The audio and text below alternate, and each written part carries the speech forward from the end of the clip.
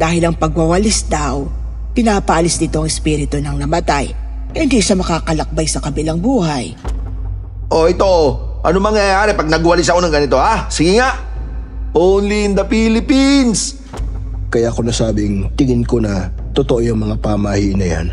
Kasi sinubukan kong hanapin si Mirna sa salamin kaninang madaling araw. Kwentong Takip Silim. Para sa mga mahilig sa mga kwentong aswang, subaybayan ang aming bagong channel, Sitio Pangil. Pasukin ang nakakakilabot na mundo ng mga aswang. Like and subscribe. Sitio Pangil.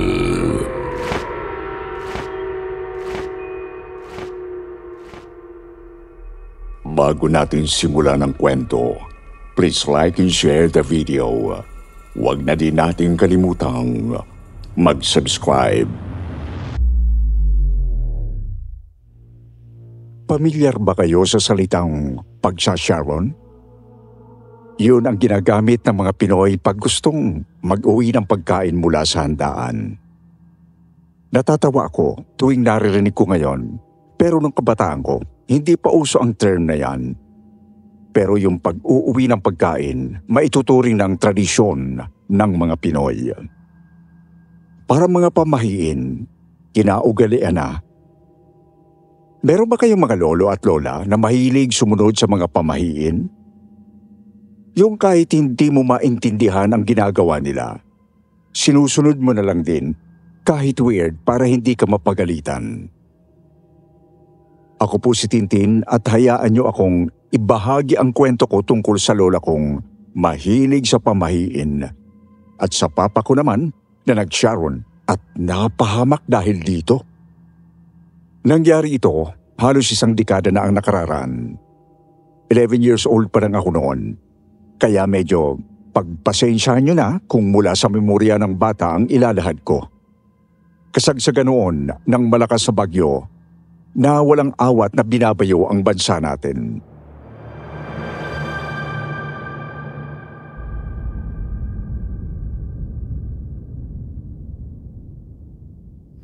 Mahal!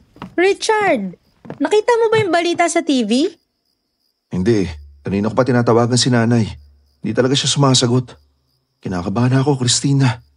Hindi ko galing ni nanay yung hindi pagsagot ng cellphone niya dahil alam niya nag-aalala ako. Yun nga! Nakita ko sa TV. Lagpas bewang na daw yung baha sa lugar nila. Diyos ko, totoo ba? Nako, pupuntahan ko na siya ha. Sakluluhan natin si nanay. Gusto ko din puntahan si nanay. Maniwala ka. Pero Chard, papaano? Paano kung lubog ang lahat? Di sila magpapadaan pag ganun.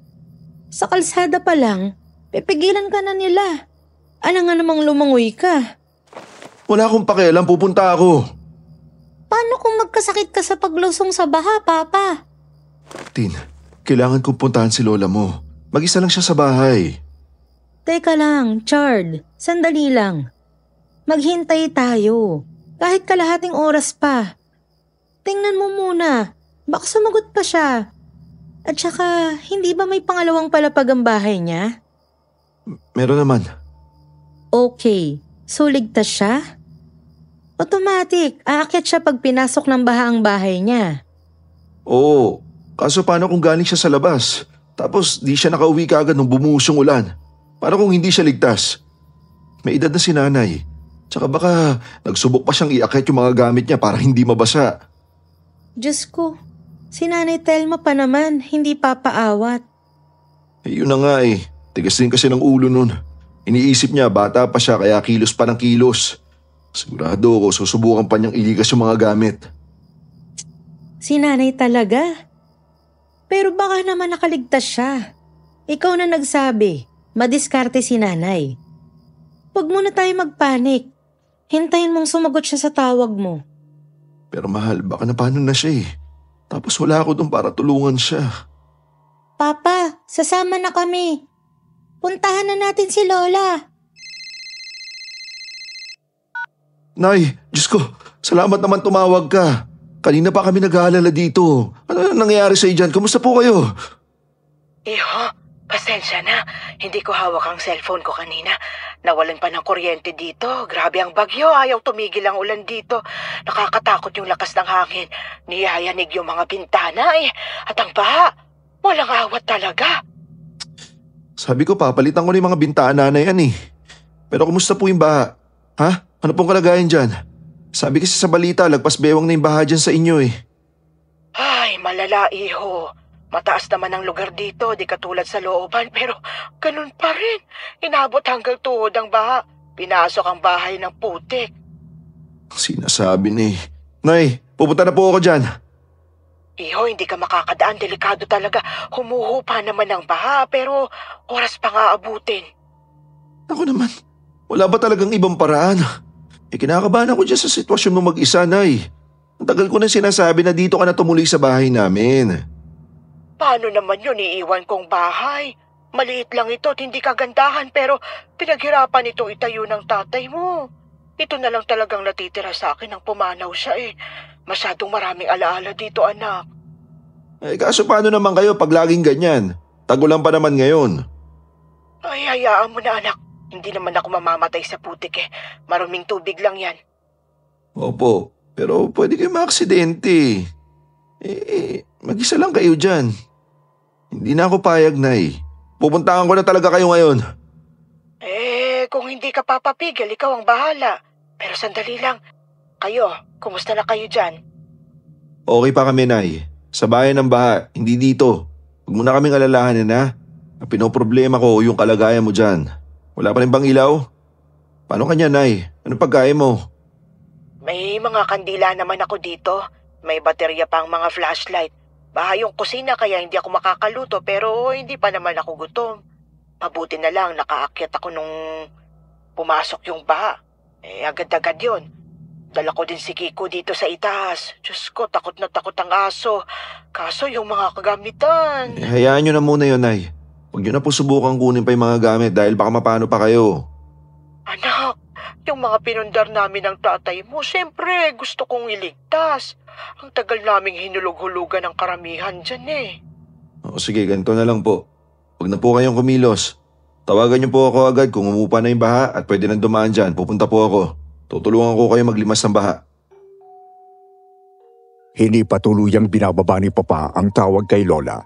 Nakita ko si Mama na nagpunta sa kwarto nila. Maya-maya ay may bit-bit na siyang mga bag. Sinabihan niya akong mag-impake na rin ang mga damit ko para sa ilang araw. Medyo malayo ang probinsya ni Lola mula sa Maynila. Kaya inabot kami ng ilang oras dahil na rin sa baha at traffic. Mabuti na lang kinaya ng sasakyan ang mga bahang dinaanan namin. Ating gabi nang makarating kami sa bahay ni Lola.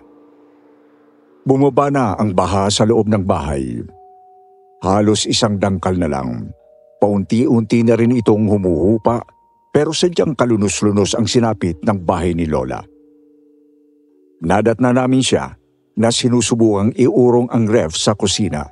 Agad naman siyang sinaway ni Papa.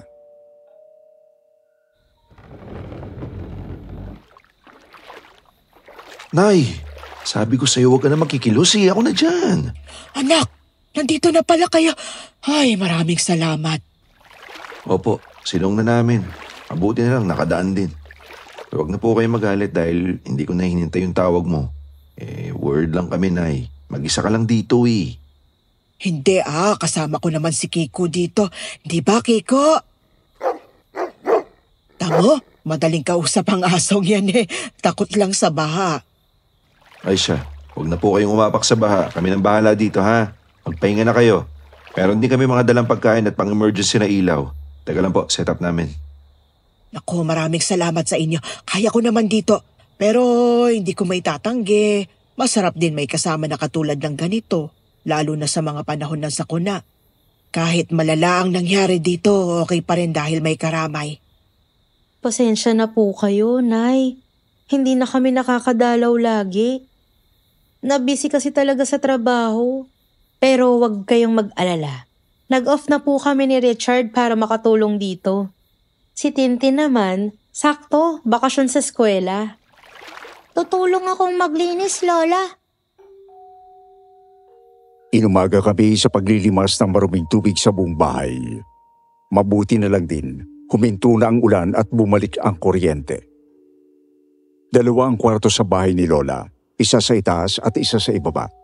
Kadalasan kapag bumibisita kami, doon ako pumwepesto sa kwarto ni Lola, sa baba.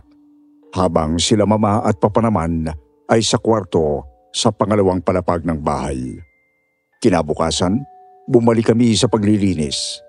Nag-ayos kami ni Lola sa kusina nang matagpuan ko ang isang mug na may crack sa isang sulok ng lababo.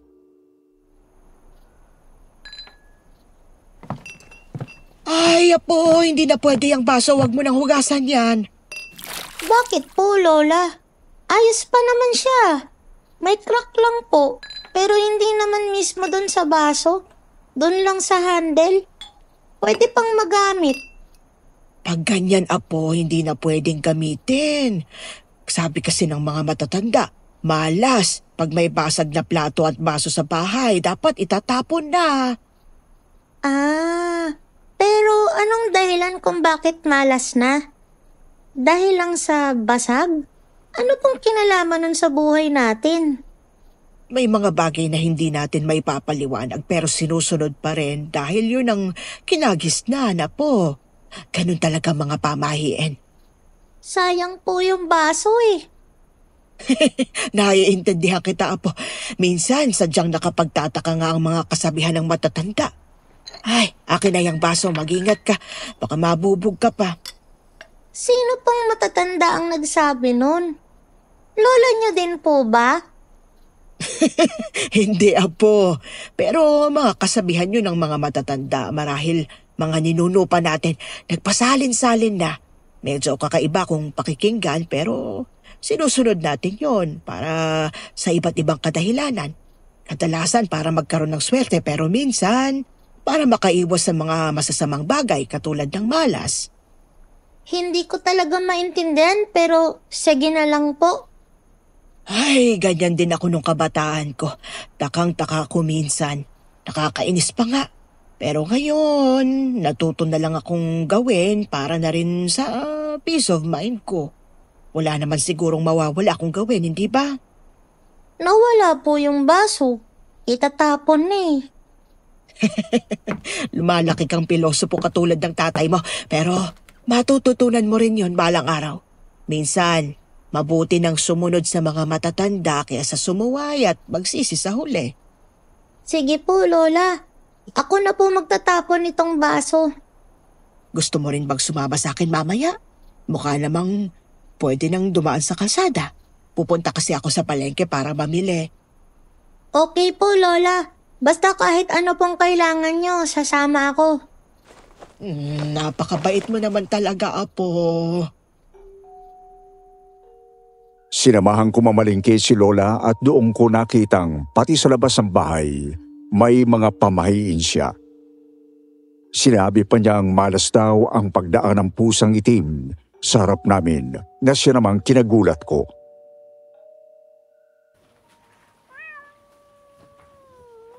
Lola, paano naman po yung may mga alagang itim na pusa?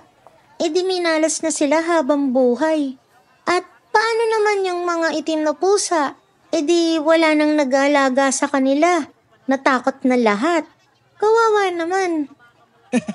May punto ka naman dyan, apo. Minsan naman kasi talaga, parang kalokohan na yung mga kasabihan eh. Hindi lahat, iha. Merong mga sinauna pang nagpasalin-salin dahil hanggang ngayon ay importante pa rin. Tingnan mo itong binili ko, bigas at asin. Kailangan kasi laging puno ang mga lalagyan natin ito. Minsan, napapansin ko talagang matumalang pasok ng pera kapag wala na akong asin. Hala, totoo ba, Lola? Ewan ko, pero napansin ko lang. Marami pang ibang pamahiin ang mas seryoso at importante kesa sa asin, apo.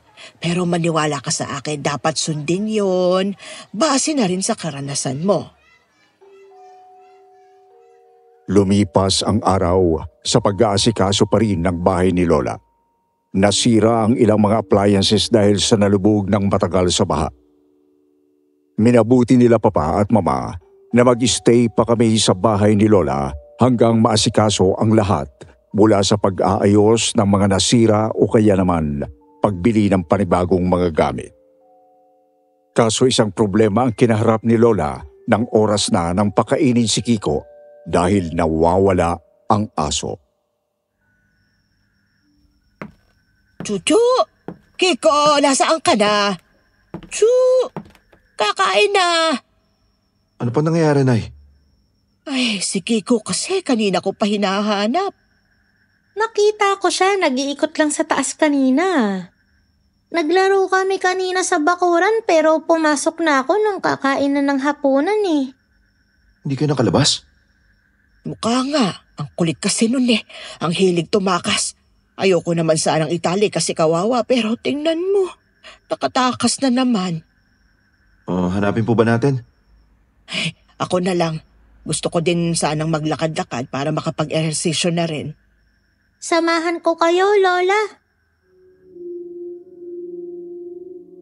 At gano'n na nga ang nangyari. Nagsimula kami magtanong sa katabing bahay ni Lola. Isang nakasimangot na ali ang sumalubong sa amin sa labas ng bakuran. Hindi pa tapos magsalita si Lola ay sinabi na nitong wala siyang nakikitang aso at kinalikuran kami. Matapos nito, nag-ikot pa kami sa lugar ni Lola at nagtatanong-tanong sa mga kapitbahay kung nakita nila si Kiko. Pero lahat sila hindi naman daw nakita ang aso. Umabot na kami sa dulo ng kanilang kalsada. Alam na ba nila yung itsura ni Kiko? Abay, oo. Kilala naman dahil sa kulit nga niya. Kaso ang problema ko, delikado ang mga asong kalye dito. Mabuti na lang laging bumabalik si Kiko. Di lang ako mapalagay ngayon kasi baka umulan na naman at saka... Oh, Telma, napadaan ka. Ay, Tess! Magandang gabi. Pasensya na sa istorbo ha. Hinahanap ko lang yung aso ko. Naku naman, Telma. Nakawala na naman ba yung aso mo? Alam mo naman delikado dahil sa mga bolong-bolongan dito. Itali mo na siya sa susunod. Bakit po delikado? Kasi may balita dito na may kumukuha daw ng mga ligaw na aso at pusa. Po? Paanong kinukuha? Anong ginagawa sa kanila? Inaangkin na? Ganun po ba? Hindi, Iha. Mas malala. Binibenta daw sa bumibili ng kumakatay ng aso at pusa sa bayan. Ha? Lola, paano na si Kiko? Huminahon tayo, Apo. Hindi pa naman sigurado yon. Chismis pa lang din naman yung tungkol kay Aling Mirna. Huwag muna natin siyang husgahan. Naku naman, Telma. Ang problema sa'yo, masyadong malinis yung puso mo. Hindi ka nag-iisip ng masama sa kapwa mo, kaya kahit sinasabi na ng lahat. Wala pa namang pruweba yon. At dumaan na kami sa kanya kanina wala daw. Sige, dadaan ulit kami. Katabi lang din naman ng bahay Bumalik kami sa unang bahay na pinuntahan namin, katabi lang ng bahay ni Lola. Dito ko napansin ang isang malaking puno ng mangga sa loob ng bakuran nito na sakop halos pati sa labas ng bahay. Umapak ako sa isang malaking bato katabi ng gate para sumilip sa bakuran dahil hindi sumasagot si Aling Mirna sa mga pagtawag namin. Nakita ko ang ali na nagwawali sa dulong parte ng kanyang hardin. Ay, Apo, mag-iingat ka. Baka maapakan mo ang mga ugat ng puno ng mangga. Ay, at magsabi ka rin ng tabi-tabi po. Tabi-tabi po. Lola, andun si Aling Mirna sa dulo. Mukha siyang masaya kasi kumakanta at sumisipol pa habang naglilinis. Bakit kanina ang sungit-sungit niya sa atin? Ay, oo nga. Sumisipol pa siya. Naku, gabi na. Bawal na sumipol pag gabi. Ha? Bakit po? Teka, Lola, naririnig niyo po ba yun? May asong umiiyak. Tingnan niyo po, Doon no? Hindi ba si Kiko yun? Ayun no, nasa may tagiliran. Andun sa halamanan. Kiko! Mirna! Andyan ang aso ko! Kiko, halika rito! Ano ba yung kaguluhan dito? Hindi ba dumaan na kayo dito kanina? Wala nga akong nakitang aso eh. Bakit kayo sumisilip sa loob ng bahay ko? Balak nyo ba magnakaw? Ay, hindi, Mirna. Tinatawag ka kasi namin kanina kaso busy ka. Nakita na namin yung aso ko. Ayun o, si Kiko yan. Ha? Ano pinagsasasabi niyo? Napalingon ang alis sa itinuro namin at doon nga niya nakita ang aso na nakatago sa gitna ng mga halamanan niya. Nagulat din ang alis sa nakitang maliit na aso. Alis! Alis! Bakit ka nandito? Labas! Nasisira ang mga halaman ko. Ang tagal-tagal kong pinalaki at inalagaan yan. Ay, teka lang, wag mo siyang sigawan. Natatakot na siya eh. Pasensya na, nayupi yung ibang halaman mo. Perwisyo, bakit pa nandito yan? Hindi ko alam. Pero, bakit di mo sinabi na nandito siya kanina? Aba, malay ko ba na nandito ang askal na yan? Hindi ba ikaw ang amo? Dapat alam mo kung nasa ang alaga mo. Bakit inaasa mo sa akin? Pasensya na, mukhang nakatakas nga siya. Baka sumuot dito. Yung design kasi ng gate mo may butas na pwedeng pasukin eh. Wow ha? Bakit parang kasalanan pa ng gate ko ay ang aso mong makulit? Kung ako sa'yo itatali ko yan. Hindi mo alam. Baka hindi mo na talaga matagpuan yan sa susunod na mawala sa paningin mo. Oh sige, di na talaga siya dapat makatakas. Salamat pa rin kasi natagpuan ko siyang ligtas, nandito lang pala. Pasalamat ka talaga. Bilang pasasalamat, Mirna, huwag mo sanang masamain ang sasabihin ko ha. Nakita ko kasing sumisipol ka kanina, gabi na. Baka pwedeng iwas-iwas na. Alam mo naman ang mga pamahiin sa pagsipol sa gabi. Ha? Pamahiin? Naniniwala ka pa rin sa ganon? Oo naman. Mas mabuti na lang umiwas kaysa mapahamak pa, hindi ba? Pahamak? Ako? Sus! Balik ko na yata yung ganyang pag-iisip. Ano naman kinalaman ng pagsipol sa pagtatawag ng mga masasamang espiritu o elemento? Ano sila? Nakaabang para sa pagtawag mo? Simpleng-simple lang ang pagsipol, hangin lang yan sa bibig. Sa tingin mo, may kapangyarihan yon? Mirna, nagmamagandang loob lang naman ako. Yan ang ugaling probinsya. Basta sinabi ng matatanda susunod. Parang tanga lang. Di na uso yung mga pamahiin, Telma. Gising-gising. Lahat may matinong paliwanag. Hindi porke sinabi ng mga matatanda, totoo na agad. Huwag na kayong naniniwala sa mga pamahiin. Okay, pasensya ka na. Nabanggit ko lang naman. Di ko naman pinipilit sa'yo. At least, napaalala ko lang. Ikaw na bahala kung susunod o hindi. Ako na talagang bahala. Walang mangyayari sa akin kahit gaano pa karami at katagal akong sumipol. Tingnan mo. Naririnig mo ba, Telma? Salamat na lang, Mirna. Mauna na kami. Hoy! Kayong mga espiritu at elemento dyan, lumabas na kayo. Sumisipol ako, oh! Bakit wala pa kayo? Binuhat ni Lola si Kiko at agad akong sumunod sa kanila pauwi. Narinig pa rin namin na ang mga pagtawa at pagsipol ni Aling Mirna sa bakuran at hanggang pintuan ng bahay ni Lola. Pagkapasok namin sa bahay, sinalubong naman kami ni Mama. Nay, ano pong nangyayari sa inyo? Bakit parang may sigawan sa labas? Nakita niyo si Kiko? Ay, medyo may aberya lang dito sa kabilang bahay pero okay na. Nakita na namin si Kiko. Sumuot ata sa gate ni Mirna. Ha? Diyan po kay na Aling Mirna? Naku, intrimitida talaga yung ali na yan. Pinagalitan nga kami sa parking ng kotse kahit maayos naman ang pagkakaparada namin eh. Pinagbantaan nga ako na baka di ko na makita sa susunod si Kiko pag nakatakas pa. Naku, Nay, gusto mo puntahan ko? Susugurin ko yan. Ay, wag na anak. Wala naman siyang sinabi na di ko dapat gawin eh. Dapat naman talaga hindi nakakatakas tong si Kiko. Pinag-iisipan ko nga kung itatali ko na. Naaawa lang kasi talaga ako. Umiiyak siya pag nakatali eh. Gusto niyan, nakatabi sa akin matulog. Siguro talagang babantayan ko na lang lagi para hindi siya makalabas. O kaya, bibili na ako ng mga malalaking hawla. Ang kulit din kasi niya. Ginigiba din niya yung mga harang dati, hindi ba? Oo eh, pasaway din yung asong yan. Lola, totoo ba? Ibebenta ni Aling Mirna si Kiko sa kumakatay pag nakuha niya? Ha?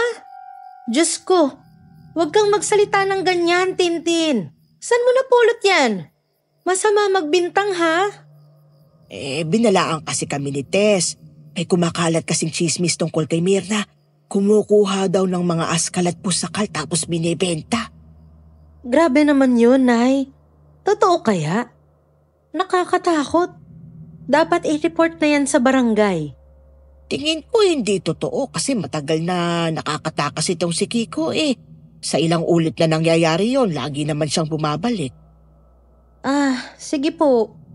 Pero ingat pa rin. Lola, ang bad nung Ali. Inaasar ka niya nung pinagsabihan mo siya tungkol dun sa pamahiin. Bakit siya ganun? Sabi mo lang naman na mag-ingat siya. Ganun talaga ibang tao, Apo. Mahalaga din na respetuhin natin yung paniniwala nila. Kung ayaw niyang maniwala, di na dapat pinipilit sa kanya kasi sariling buhay naman niya yun eh. Pero ang bastos pa rin niya sa'yo, Lola. Pwede naman mabait niya sabihin na ayaw niyang makinig sa'yo eh. Ay, hayaan mo na, Apo. Hindi lahat ng tao mabait. Basta ang importante, tayo mabait pa rin sa kanilang lahat. Kinagabihan, maagang natulog ang lola. At tulad ng kinasanayan, natulog si Kiko sa ibaba ng kama sa paanan ni lola. Ako naman ay hindi rin makatulog. Inabot ako ng ilang oras pero sa wakas, nang medyo nakakaidlip na ako, naalimpungatan ako dahil umangat ang ulo ni Kiko. Tinitingnan niya si lola. Nagsimula siyang lumapit sa gilid ni lola at nagpunta sa bandang ulo nito. Dito na umiling-iling si lola at kumunot ang noo nito. Napatahol si Kiko kaya pinatahan ko siya. Maya-maya ay kinakalmot na niya ang braso ni lola kaya binaba ko siya sa sahig. Pero kahit nasa sahig, tumatahol pa rin siya. Sumunod kong narinig ang pagkatok sa pintuan. Binuksan ko ito at nakita ang nag-aalalang mukha ni Papa. Tin, okay lang kayo?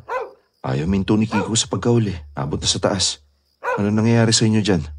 Wala naman po. Pero kasi tumatahol siya sa mukha ni Lola. Pero tulog naman siya eh.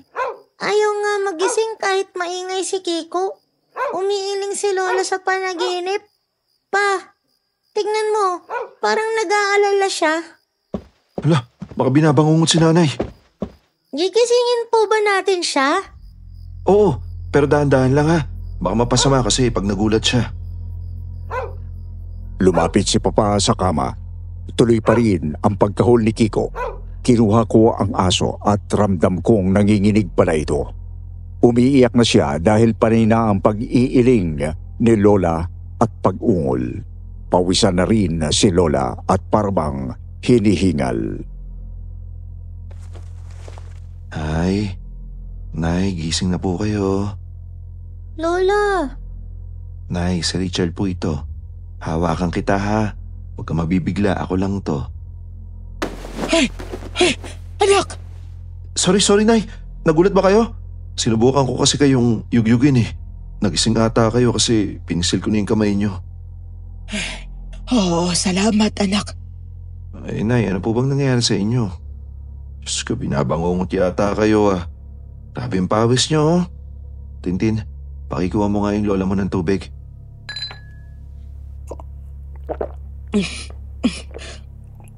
Ay, salamat Apo. Oh, mukhang masamang panaginip. Oh, bakit Nay? Ngayon lang kita nakitang nagkaganyan ah. Hindi ito ang unang beses na naginip ako ng ganito. Anak, lalagas daw ang mga ipin ko. Pauwi ako dito, nasa kalsada ako pero napansin ko na bawat pag-abak ko patungo dito sa bahay natatanggal ang ipin ko hanggang makaabot ako sa gate ni Mirna. Natanggal na lahat. Sinubukan ko daw humingi ng tulong sa kanya pero tumawa lang siya sa mukha ko. Sabi ko daw, hindi ako ang dapat magimbal kundi siya. Humihingi ako ng tulong para sa kanya, hindi para sa akin. Tapos hindi ko alam, parang nag-iba yung mukha niya. Nangilabot si Lola habang nagkukwento ng kanyang panaginip. Napainom ulit siya ng tubig nang matapos ang kwento. Hinimas naman siya ni Papa at tumahan din. Ang kinakatakot ko, hindi ito ang unang beses na nangyari sa akin ng ganito. Nanaginip na rin ako ng tulad nito, anak. Ano po bang ibig niyo sabihin? Bakit po ba kayo naaalarma sa ganyang panaginip, Nay? Ang unang beses na nangyari sa akin ng ganito, namatay ang lola ko. Kasing edaran din ako ni Tintin noon. Hindi ko pa alam ang ibig sabihin ng panaginip na ganun. Hindi naman siguro lahat ng ganyang panaginip yun ang pakahulugan, Nay. Ako din. Nagkakaroon din ako ng ganyan pero wala naman nangyayari. Dati pa yun pero safe naman ang lahat. Kaya wag na po muna kayo mag-alala ngayon, ha? Ay, sana nga. Salamat, anak. Magpahinga na po kayo. Aakit na rin po ako, ha? O, Tin, ikaw nang bahala kay lola mo, ha? Good night sa inyo. Apo, pasensya na. Nagising ba kita? Naistorbo ko kayo ni Kiko. Balik na kayo sa kama. May gagawin lang ako saglit. Ay, Lola, kala ko magpapahinga na kayo. Ano pa po bang gagawin nyo dyan? Nang mamatay ang lola ko, inaral ko ang dapat gawin sa ganyang panaginip. Ang sabi sa nabasa ko, dapat daw magmumog ng tubig agad at ibuga ito. Dapat din daw kumagat sa isang halaman para ito daw yung mamatay at hindi ibang tao. Hindi ko po maintindihan. Ibig nyo po bang sabihin, yung panaginip nyo ang pumatay sa lola nyo? Kaya gusto mong pigilan ngayon ng mangyari ulit? Hindi, Apo. Wala namang kapangyarihan yung panaginip na gawin yon. Hindi yon ang dahilan ng pagkamatay ng lola ko. Marahil isa lang yung pangitain. Isang bagay na hindi ko mapipigilan kahit anong gawin ko noon. May sakit na rin kasi talaga ang lola ko noong panahon na yon at nalalapit na sa kamatayan. So bakit nyo pa po gagawin ngayon? Para maalis lang ang kaba sa aking dibdib. Lahat ng tao may takdang oras ng kamatayan pero hindi ba mas gusto nating may pinanghahawakan tayong kontrol sa buhay natin kahit papaano? Siguro yun din ang dahilan ng mga pamahiin. Gusto ng mga tao ng katiyakan o kahit malaman lang na may nagawa tayo patungo sa gusto nating mangyari. Mas mabuti na yun kesa wala lang talagang gawin. Hayaan na lang tayong matangay ng takbo ng buhay, hindi ba? Opo, unti-unti ko nang naiintindihan, Lola. Pinanood ko siya sa mga ginagawang pangontra sa masamang panaginip. Nagmumog siya ng tubig at maya-maya pa ay kumagat din ng halaman. Hindi batangging medyo nakakatawa ang mga ginagawa ni Lola pero nagtiwala na lang akong alam niya ang kanyang ginagawa. Makalauna naman ay nakatulog na rin kami ng maayos at hindi na siya binangungot ulit. Kinabukasan, pumasok na sa trabaho ang mga magulang ko kaya kaming dalawa na lang ni Lola ang natira sa bahay. Kumakain kami ng pananghalian nang makarinig ng mga kakaibang tunog mula sa katabing bahay. Ha? Grabe naman po yun. Ano kayang nangyayari sa kabila, Lola? Ay, hayaan mo na, Apo. Masyadong masungit si Mirna wag na nating gambalain. Pero baka na-aksidente po siya. Mag-isa lang po ba siya sa bahay? Alam ko may asawa si Mirna, hindi lang laging nauwi yung asawa niya. Sa ibang lugar kasi ang trabaho. Huwag kang mag-alala, Apo.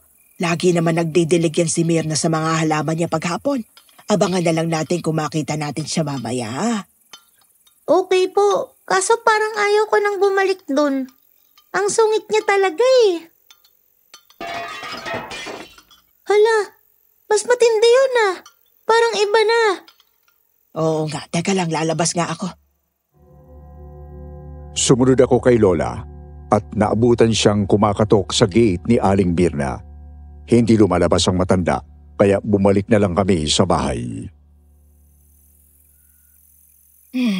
Nakakabahala.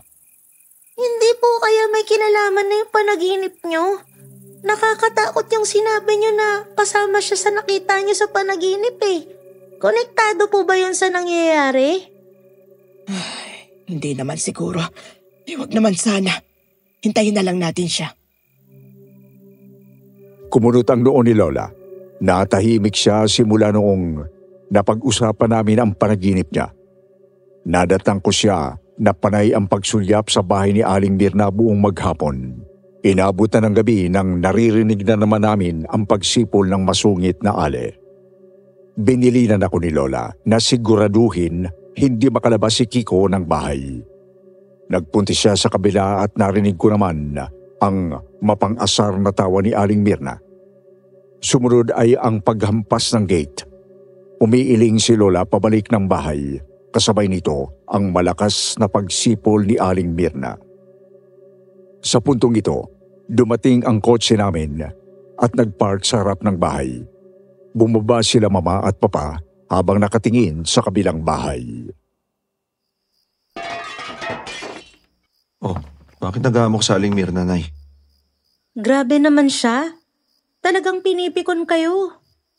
Hayaan nyo na. Mukhang matigas talagang ulo niyang si Mirna. Sinabi ko na nga ang tungkol sa panaginip ko tuloy-tuloy pa rin siya. Hindi ko na pinilit. Mukhang desidido ng mang-inis eh. Ayaw nga akong sagutin kung tungkol sa yung mga malalakas na kalabog kanina. Bahala na siguro siya. Kalabog? Opo, may mga narinig kami ni Lola kanina. Hayaan na lang natin. Yan ang desisyon niya eh. Oh, sige po, Nay. Maiba nga pala ako. Nakabili na po kami ng bagong mga appliances kanina. May mga discount sa mall. Hintayin lang po natin yung delivery, ha? Anak, kailangan ba talaga bago? Hindi ba pwedeng mga second hand na lang? Nay, yan na nga lang yung may bibigay ko sa iyo eh. Tanggapin nyo na lang po. Dami yun ang ginasto sa akin buong buhay ko. Ano ba naman yung ilang gamit, di ba? Hindi ba pwedeng bayaran ko kahit kalahati? Hindi po, Nay. Regalo po namin sa'yo yan. Uy, salamat sa inyo mga anak. Malaking bagay ito sa akin. Wala pa nga naman, Nay. Ang problema ko lang, paano kung bahain kayo ulit dito? Mahihirapan po kayo ulit. Siguro mas maganda kung ang mga mahahalagang gamit sa pangalawang palapag lang ilagay para kung sakaling bahain man ako dito, ligtas sa itaas. Wala po kasing garantiya na hindi maabot pati sa taas, Nay. Grabe na ang panahon ngayon. Kakaiba na ang mga bagyo. Hindi ako magugulat kung hanggang bubong na minsan eh. Ang hirap na po talaga magbakasakali. Nay, kung pwede po, pag-isipan niyo po ulit ang offer namin na doon ka na tumira sa bahay namin sa Manila.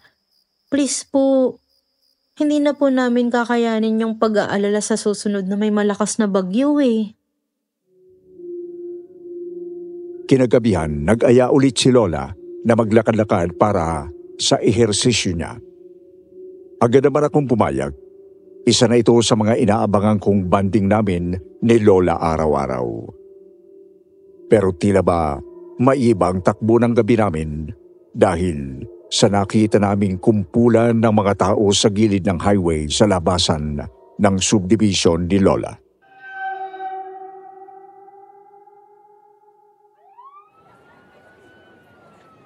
Telma! Oh, Tess, anong ginagawa mo rito? Ano bang nangyayari? Bakit nagkakagulo ang mga tao? Diyos ko, Telma, hindi mo ba alam? Nakakapangilabot. Ha? Bakit?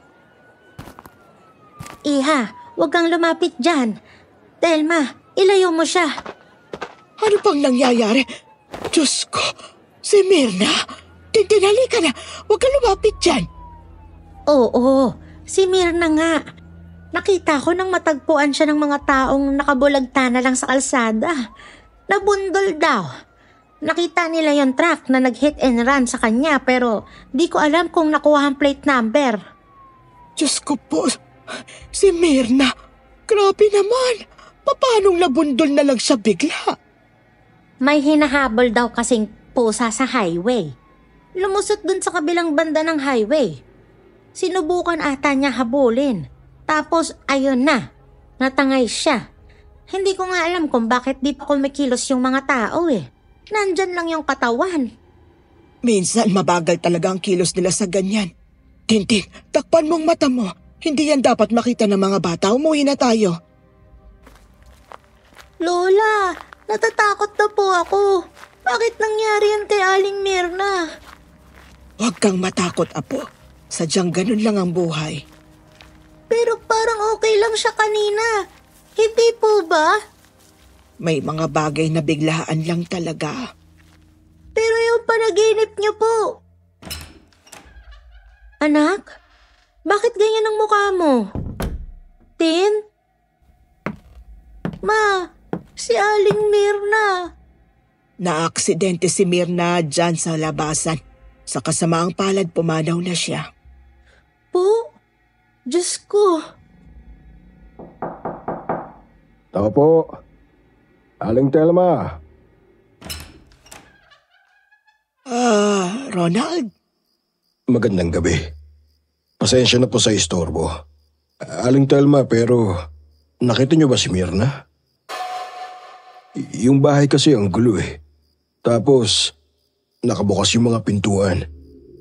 Pati nga yung gate na iwang bukas. Hindi rin naman siya sumasagot sa mga tawag ko. Baka sakaling nakita niyo kung saan siya nagpunta. Ronald! Kasi ganito yan. Ang misis mo, napadaan ka ba sa highway? Hindi eh. Nakamotor po kasi ako. Sa kabilang gate ako galing. Ano po bang meron? Bakit? Siguro mabuti pang maupo muna kayo, Mang Ronald. Halos atakihin sa puso ang matanda nang sabihin ni Lola ang sinapit ni Aling Mirna. Sinamahan siya nila mama papunta sa morgue habang hinihintay ko ang pag-uwi ni Papa mula sa trabaho. Binahagi nila sa amin ang kalunos-lunos na reaksyon ni Mang Ronald sa nangyari pagka-uwi nila.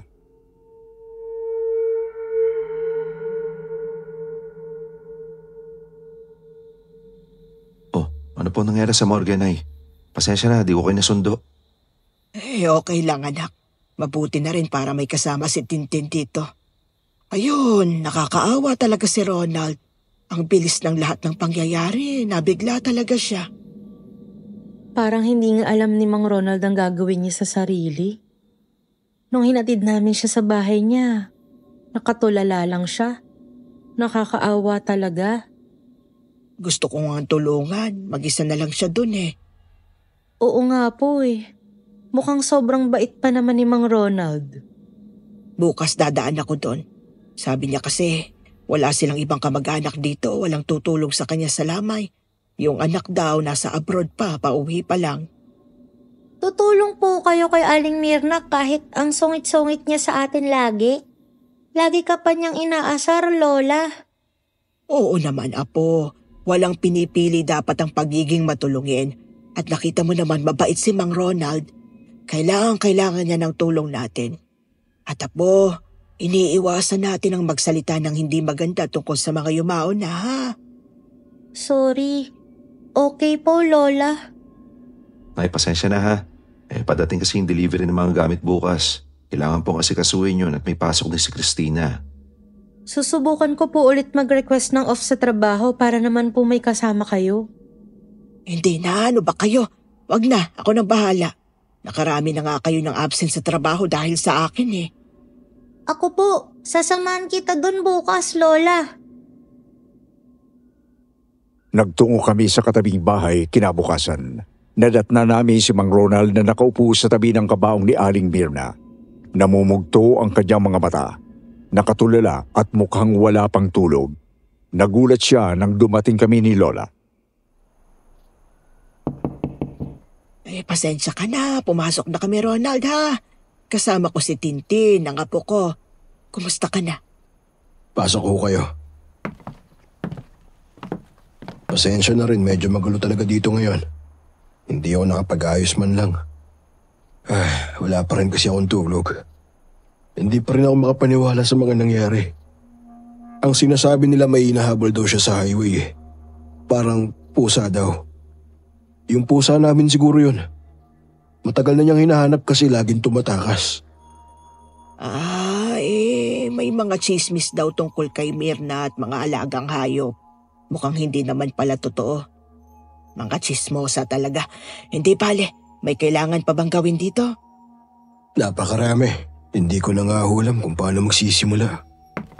Sige, huwag ka nang mag-alala. Tutulong kami ni Tintin. Halika, apo. Simulan natin sa mga pagkain. Baka may dumating na kasi na makikiramay eh. Salamat. Salamat po talaga. Alam kong hindi maayos ang pakikitungo ni Mirna sa'yo pero kahit na ganun, tutulungan niyo ako. Maraming salamat po. Wala yun. Alam mo bang ilang araw bago siya mamatay, lagi pa siyang tumatawag sa akin. Stay in kasi ako sa trabaho ko sa Maynila kaya wala ako dito lagi. Pero lagi yang natawag sa akin. Nakwento niya na, yun nga, may alitan daw kayo tungkol sa pagsipol niya sa gabi. Ay, yun ba? Naku, kalimutan na natin yun. Wala namang kaso sa akin yun. Pero hindi ko kasi makalimutan. Dahil yung unang gabi na nakwento niya yon, sabi niya sa akin nagsimula daw siyang managinip tungkol sa isang itim na anino. Hindi nga niya mawari kung guni-guni lang niya eh. Kasi hindi lang sa panaginip lumilitaw. Kahit gising siya, nakikita niya daw dito sa bahay. Lagi daw nakamanman sa kanya, lalo na sa kwarto. Minsan daw, nakatayo sa gilid ng kama niya sa gabi. Tinitignan lang daw siya.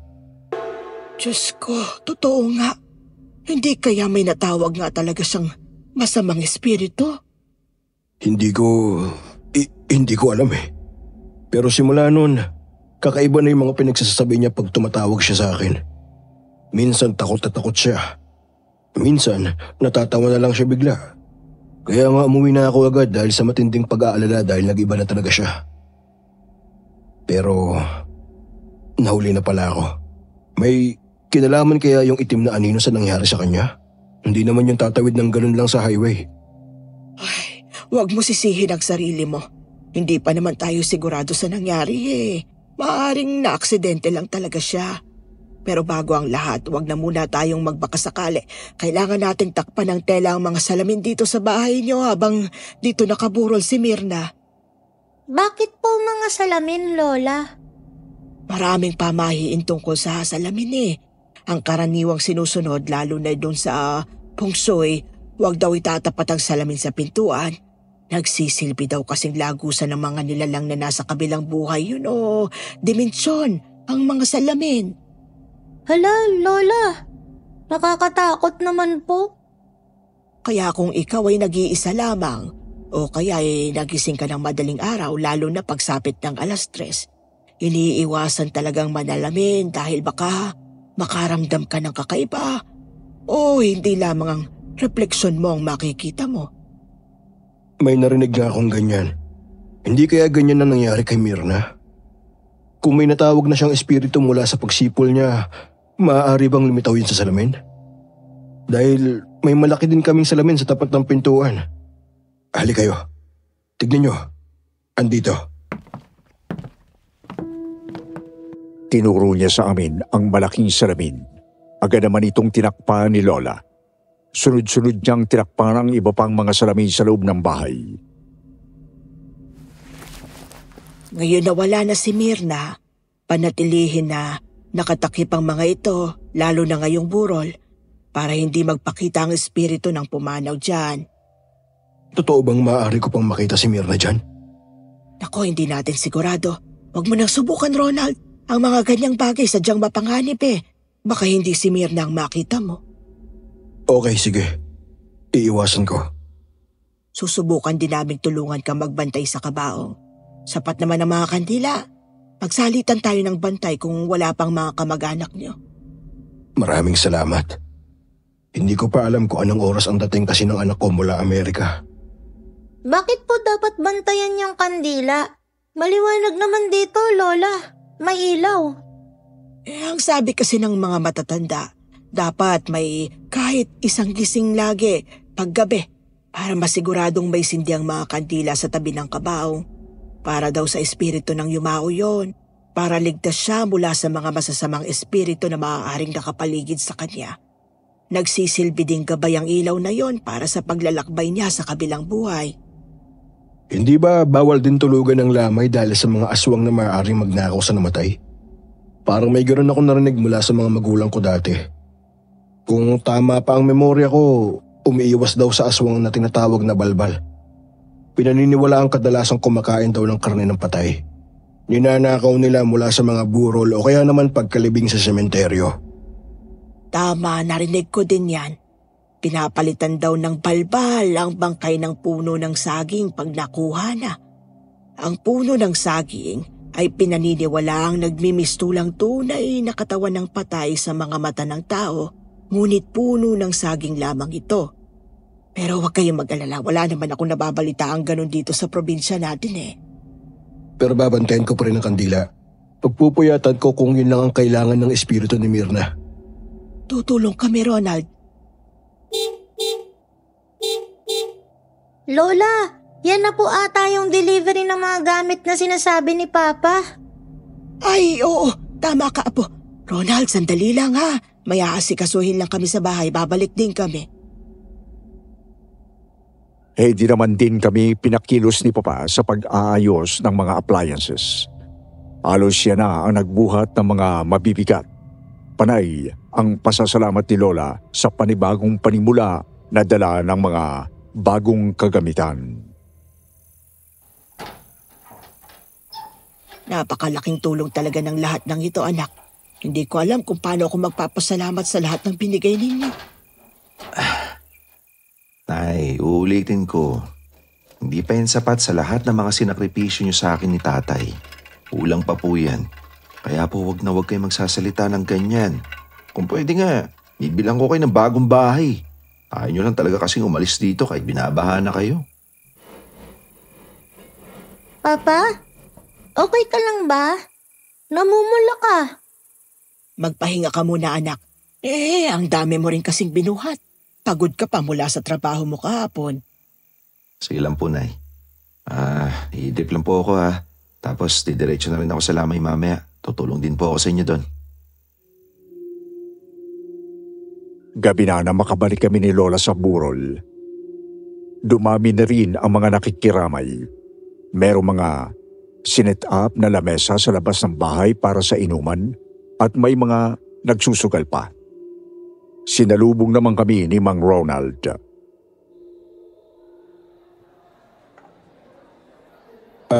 Telma, dumating na si Jojo, ang anak ko. Nasa loob siya ngayon. Pinasarado niya ang kabaong ni Myrna. Hindi daw kasi kaaya-aya yung mga sugat na natamo niya mula dun sa aksidente. Kaya ayaw ipakita ni Jojo. Pasensya na. Medyo nakainom na siya. At mainit kasi ang ulo. Nabigla lang din kasi siya. Ngayon lang siya nakauwi ng Pinas. Dahil doon na kasi siya nakatira sa Amerika. Nako, dapat nakabukas yun. Masama ang nakasaradong kabaong. Sino naman na may sabi ng ganon? Telma, si Jojo nga pala. Ang anak ko. Kakauwi lang. Jojo, si Nanay Telma, tsaka yung apo niya. Kayo ba nagsasabi na kailangan nakabulatlat yung kabaong ni nanay? Alam nyo namang na-aksidente siya, di ba? Iho, ayon kasi sa mga pamahiin. Sa totoo lang, wala po akong pakialam sa mga ganyan. Anak, maayos naman ang itsura ng nanay mo. Hindi nga halatang na-aksidente siya eh. Kahit na tay, yun ang pasya ko. Yun ang susundin. Mananatiling sarado yan. At bakit ba puro kalat dito? Nasaan na ba yung mga walis? Grabe talaga sa Pilipinas, puro basura, hindi naglilinis sa mga tao. Iho, masama ang magwalis ng bahay kapag hindi pa nalilibing ang patay. Ha? Ano ba pinagsasabi nyo? Pati paglilinis, bawal? Ang bullshit naman yan. Ang asal naman ng mga gusto nyo eh. Kaugalian talaga yun dito, Iho. Dahil ang pagwawalis daw, pinapaalis dito ang espiritu ng namatay. Pag ganon, Hindi siya makakalakbay sa kabilang buhay. Totoo ba? Yung walis, may kapangyarihan niya na mapigilan makarating sa langit si nanay? Wow lakas! Anak, huminahon ka. Medyo marami na rin ang nainom mo. Umupo ka muna. Nakakatawa naman tong ali dito, tay. Kapitbahay na nga lang, nagmamando pa ng gawain dito. Saan ka nakakita ng gano'n ha? Only in the Philippines. Daming pakialamera. At bakit nyo ba pinagsisiksikan ng sarili nyo dito? Kami na ang bahala. Kami ang pamilya. Kapitbahay lang kayo. Kaya umalis na nga kayo. Jojo, nagmamagandang loob lang si Aling Telma. Sila nga ang tumutulong sa akin simulat sa puli. Kaya kumalma ka muna dyan. Huwag mo silang bastusin. Dapat nga nagpapasalamat tayo sa pagmamalasakit nila eh. Sinasabi kasi niya na nakadepende sa pagwawalis yung pagkakit ni nanay sa langit. Kumusta naman yun? Ito, ano mangyayari pag nagwalis ako ng ganito ha? Sige nga! Kinuha ng lalaki ang walis. Agresibo niyang iwinasiwas ito. Wala naman siyang nalilinis. Lalo pa siyang nagkakalat. Medyo paggewang-gewang na siya sa puntong ito. Halatang lasing na talaga. Napaurong kami ni Lola at humarang si Mang Ronald para hindi kami matamaan ng walis. At ano naman mangyayari kung nakabukas yung kabaong? Ano pang mas malala na pwedeng mangyari? Nabundol na nga ang nanay ko. Jojo, tama na yan. Alam kong hindi ka talaga ganyan. Masama lang ang loob mo. Pero hindi ito ang oras. Huwag dito, iho. Sige na. Nakatingin ang lahat. Wala akong pakialam. Wala na si nanay. Tapos babanatan niyo ako ng mga pamahiin. Kalokohan lahat yan. Ano namang gagawin ng mga espiritu na yan kung sarado ang kabaong? Sige nga, gusto niyo bukas? Di buksan. Nakikita niyo na si nanay ha? Masaya na ba kayo? Okay na yung ganito? Biglang binuksan ni Jojo ang kabaong ng kanyang nanay. Dinuduro-duro niya ang patay hanggang sa nahampas niya ang salamin. Narinig namin ang pag-crack ng salamin. Hinatak siya ni Mang Ronald paalis sa kabaong pero huli na ang lahat. May basag na ito. Jojo, tama na yan. Ano ba anak? Halika na. Pumasok ka muna sa loob. Pasensya na kayo. Nakarami lang nakinom. Papasok lang muna kami ha. Sige lang Ronald. Kami na muna rito. Lola, uwi na lang tayo. Ang sungit din pala nung anak. Baka awayin pa niya tayo. Hayaan mo na, Apo. Iba-iba kasi ang paraan ng pagluluksa ng mga tao eh. Kung alam mo namang wala kang kasalanan at wala kang naagrabyado, di ikaw dapat ang umiwas. Kailangan tayo ni Ronald dito eh. Ganun ba talaga yun, Lola? Kahit di naman talaga natin sila kakilala masyado. Tsaka ang sungit pa sa atin. Tutulong pa rin tayo. Ganoon ang dapat, Apo. Tsaka dito kasi sa probinsya, komunidad dito eh. Tingnan mo, kahit masungit si Mirna, marami pang ang nagdadala ng pagkain at nakikiramay. Hindi kasi maganda pagka sarili lang ang iniisip. Sige po. Mas naiintindihan ko na. At alam mo kasi, Apo, hindi ko maiwasang isipin na kahit papaano may kasalanan ako. Kung nakumbinsi ko lang sana si Mirna at naniwala siya tungkol sa mga pamahiin, di sana naiwasan ito. Kaso nagtalo pa kami. Lola, uulitin kong sinabi niyo kay Mang Ronald nang sinisisi niya yung sarili niya.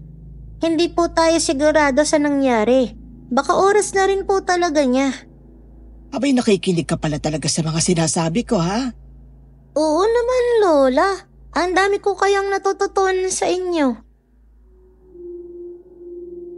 Lumipas ang gabi at wala ng aberya dahil hindi na ulit lumabas si Kuya Jojo. Tuloy ang inuman at sugal sa labas habang nakabantay kami sa loob. Dumating naman ang mga magulang ko, malapit na maghating gabi.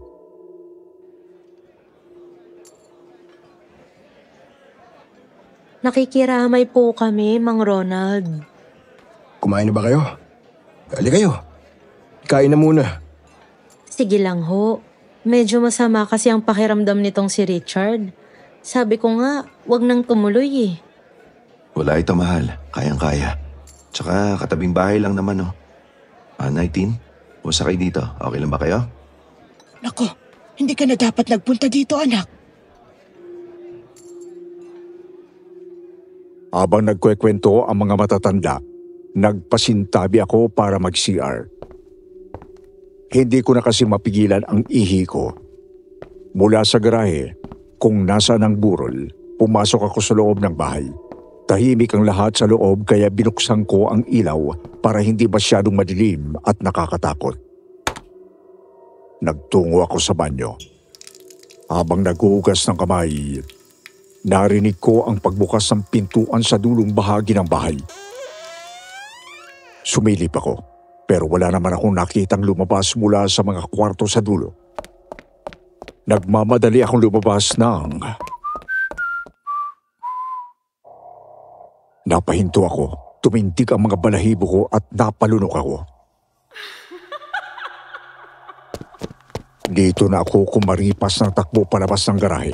Nanginginig akong lumapit kina Lola. Nilahad ko ang nangyari sa akin at agad akong nagpasama sa kanila pauwi. Mama, uwi na tayo. Nakakatakot yung narinig ko. Kaboses na kaboses ni Aling Mirna. Huwag kang matakot, Apo. May gagawin ako para sa proteksyon natin. Umuwi na kayo. Iuwi niyo na si Tintin. Ako nang bahala samahan si Mang Ronald dito. Nagmamadali sila Lola at Mama sa pag-uwi namin. Pagkapasok ng bahay, nagsimula magsaboy ng asin si Lola sa lahat ng mga pintuan at bintana. Pinahiga niya ako sa kama at nag-iwan siya ng asin sa tabing lamesa ng kama. Nakatulog naman ako agad. Kinabukasan, nagising ako dahil sa mga malakas na sigawan sa labas ng bahay. Madali! Tumawag kayo ng ambulansya! Aray! Diyos ko, anak. Lola Telma, anong nangyari kay Kuya Jojo? Nahagip ng van dyan sa labas. Sobrang kalasingan kasi. Telma, pasensya na. Pero kung okay lang maiwan ko muna kayo. Sasamahan ko lang si Jojo sa ospital. Mas mabilis yun kaysa sa ambulansya. Sige lang, Ronald. Kami lang bahala.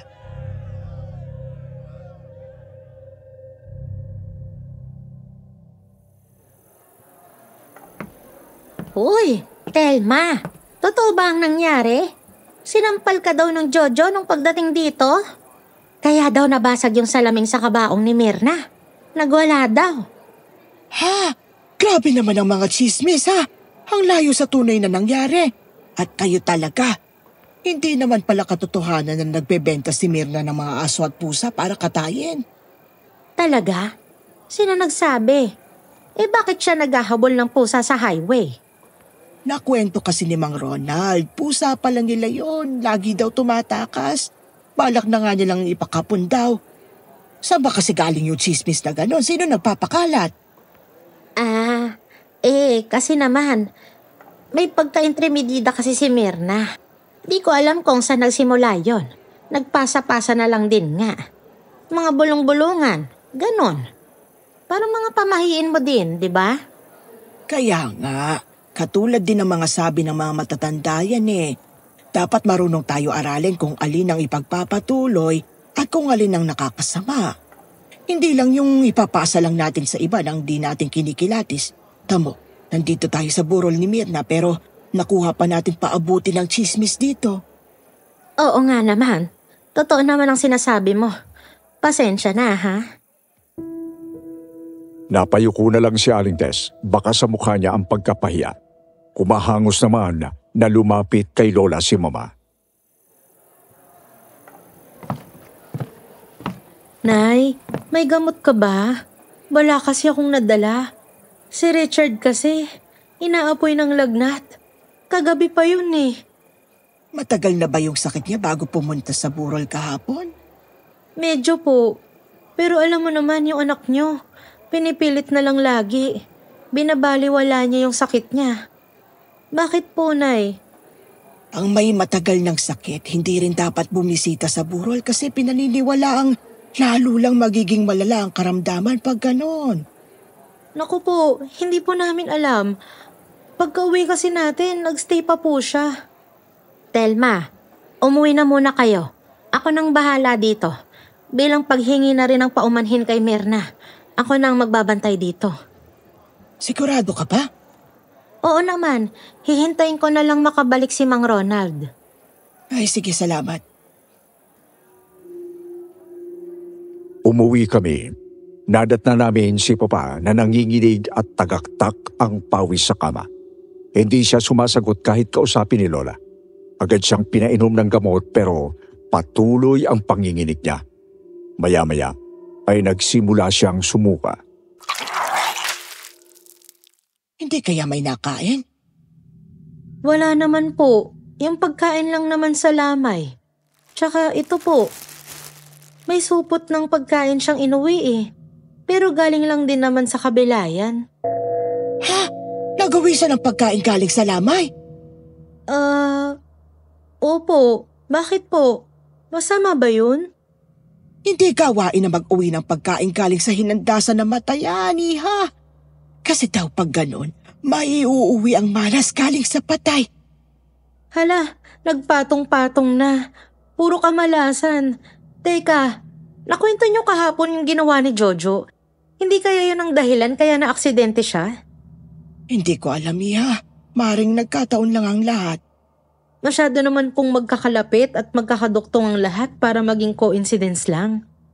Hindi tayo makakasiguro, mahirap pagsalita ng tapos. Bantayan natin si Richard. Kapag hindi pa siya naging okay o lumala pa, baka kailangan na nating idulog sa manggagamot. Mukhang hindi ospital at sa albularyo yan kung di epektibo ang normal na gamot eh. Lumipas ang araw sa ganitong paraan. Si Lola ay nagsimulang magrosaryo habang si Mama naman ay pinupunasan lagi si Papa. Kinagabihan, nakauwi na sila Mang Ronald at Kuya Jojo. Nalaman namin ito dahil dumiretso sa amin si Mang Ronald.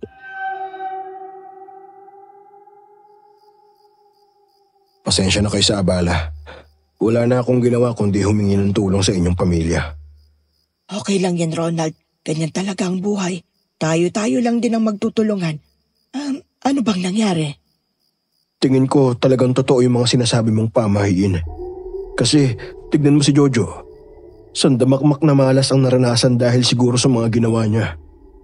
Okay na ba siya? Nakauwi na? Nagpapahinga na dun sa kwarto niya. Pero Telma, may sasabihin ako. Kaya ako nasabing tingin ko na totoo yung mga pamahiin na yan. Kasi sinubukan kong hanapin si Mirna sa salamin kaninang madaling araw. Ha? Diyos ko! Gusto ko kasi ng mga kasagutan. Gusto kong malaman kung bakit siya nagkaganon. Masungit si Mirna. May ugali talaga. Pero mahal ko yun kahit ganun siya. Mabait naman talaga yun eh. Naniniwala kami, Ronald. Hindi mo kami kailangang paliwanagan. Lahat naman gusto ng closure. Lalo na pag sa kamatayan ng pamilya. Ganun nga. Ang mga espiritu o elemento na yan, totoo sila. Maaaring ang hindi natin sila nakikita pero hindi nangangahulugan na hindi natin sila nakakasama. Pero sa pagkakataong ito, nakita ko ang sinasabi ni Mirna na itim na anino. Napanaginipan ko siya kanina. Silang dalawa pa nga eh. Si Mirna at yung anino? Oo. Napanaginipan ko nakatabi ko daw si Mirna at binubulungan siya ng itim na anino na nakatayo katabi ng kama namin. Para bang ayaw niyang tantanan si Mirna. Tingin ko hindi mapalagay ang espiritu ni Mirna. Kaya din siguro kung ano-ano ang nararamdaman natin sa bahay. Narinig nga daw ni Tinti na nagpaparamdam si Mirna. Pati na si Jojo na hindi naniniwala sa mga kababalaghan. Alam niyo ba kung anong sinabi niya kung bakit siya na-aksidente? Ang sabi niya, parang may bumubulong daw sa kanya na tumawid sa kalsada. Nakakakilabot naman. Anong gagawin natin? Hindi siguro makausad ang espiritu ni Mirna. Nay, si Richard. Parang lumalala pa po siya. Walang kwenta ang mga gamot. Ayaw bumaba ng lagnat niya. Sige, wag tayo magpanik. Gagawa natin ang paraan lahat yan. Tumawag ng albularyo si Lola Thelma. Agad na nagtawas ang albularyo at nakumpirmang may kinalaman ang sakit ni Papa sa lamay. Pinahiran siya ng mga langis at pinakain ng kakaibang halamang gamot habang nag-uurasyon ang albularyo. Sumuka ng berde si Papa. Matapos ang lahat ng ito, nakahinga ng maluwag ang lahat. Nang bistulang nagising na siya mula sa bangungot. Nanlalaki ang mga mata niya sa amin dahil nakapaligid kaming lahat sa kanyang kama.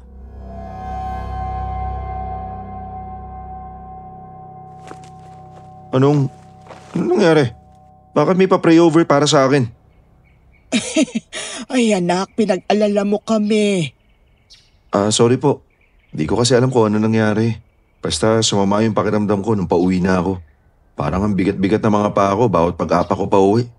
Tapos pagiga ko, para bang may nakadagan na mabigat sa dibdib ko. Kasi naman, huwag ka na mag-take out sa susunod ha? At huwag matigas ang ulo. Pag sinabing magpahinga pag may sakit, sumunod na lang. Sige. Sa susunod makikinig na ako.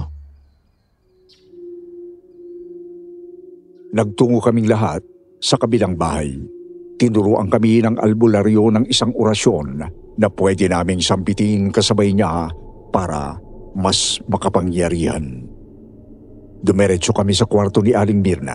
Sumama na rin si Kuya Jojo sa amin. Nagsimulang magdasal ang albularyo. Napakapit ako kay Mama dahil ramdam ko ang biglang paglamig ng buong kwarto. Ang ilang ilaw naman ay nagbukas at namatay mag-isa habang nagsisindi ng kandila ang albularyo. Matapos nito, tumapat siya sa isang malaking salamin na nakatutok sa pintuan ng banyo nila Aling Mirna sa kwarto. Tinanggal niya ang nakatakip na tela dito at sinabuyan ito ng holy water. Si Mirna, nakikita ko siya. Andun siya sa loob ng salamin. Nakikita niyo ba? Hindi, pero may iba ka pa bang nakikita? Siya lang. Yung itim na anino. Nagagalit siya. Ayaw niya ng orasyon.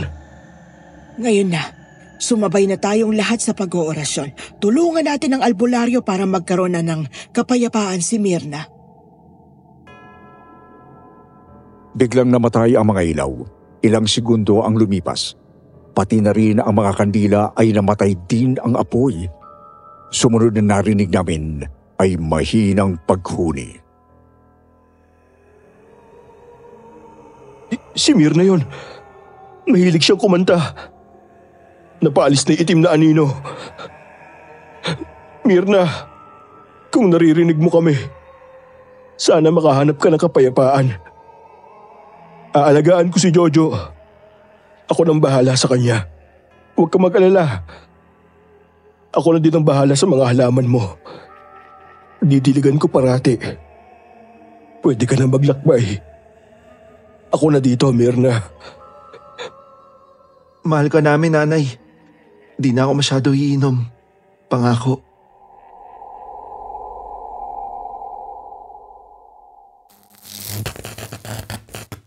Biglang sumindi ang ilaw sa kwarto. Napansin ko ang paggaan ng aking pakiramdam. Nawala na rin ang matinding lamig, para bang bumalik na sa ayos ang lahat. Simula noon, wala na kaming naramdamang kakaiba sa bahay ni Aling Mirna. Nakinig na rin ang lahat sa mga pamahiin ni Lola Thelma.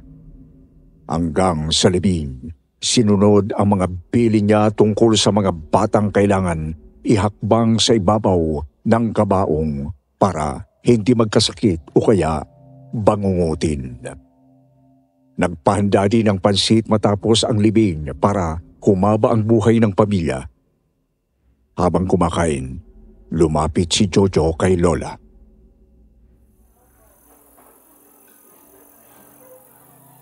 Lola Thelma, sana po patawarin niyo ako sa naging ugali ko sa inyo. Hindi po palusot yung pagiging lasing.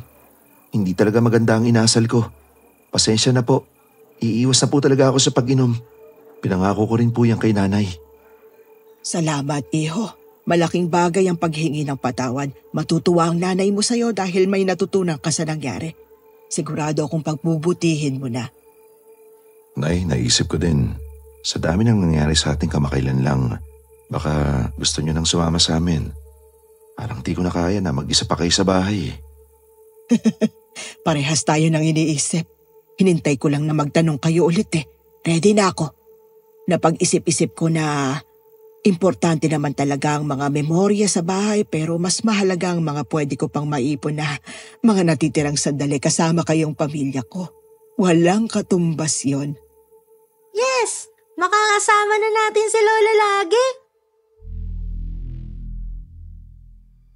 Kasabay namin umuwi si Lola Telma at Kiko sa Maynila.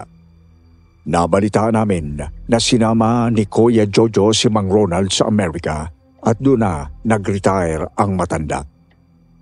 Hindi naman binenta ni Lola Telma ang bahay na pinundar ni Lolo. Nagpunta pa rin kami minsan doon para magbakasyon. Pero simula nang lumipat sa amin, hindi na daw siya kinakabahan kapag umuulan. Yun ang isang bagay na hindi daw niya mamimiss sa bahay ni Lolo. Ang baha.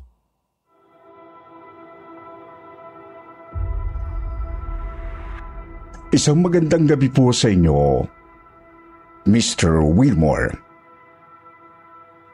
At sa mga kapwa ko subscribers sa popular na Kwentong Takip Silim channel.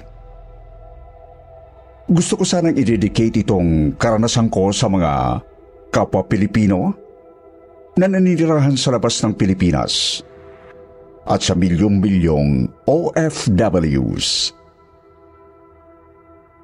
Hindi ko muna sa abroad ay masaya at maraming pera. Ito ang maling akala ng marami nating kababayan na nasa Pilipinas. Maaring komportable ang buhay ngunit hindi nakahiga sa salapi. Ako ang prueba. Hindi ako OFW. Mahigit 40 years na akong residente ng New Zealand. Migrante kami ni Mrs. si Anna. Dito na sa Auckland kami nagkaanak. May sarili ng pamilya ang aming anak na si Angie. Si Angie at ang mister niya, na Scottish by birth, ay nakatira sa Glasgow. Pinauwi ng mga magulang ang aking manugang para pamahalain sa negosyo ng pamilya. 13 taon na akong biyudo. At sa edad ko ngayon, na 66 at retirado sa pagiging kartero. Posti ang tawag dito sa New Zealand. Ika nga, I'm bored to death. Pero sabi ni Peggy, coordinator ng Age and Said, isang charity organization na lumilingap sa mga may edad at disabled din, ay hindi ko kailangan malungkot.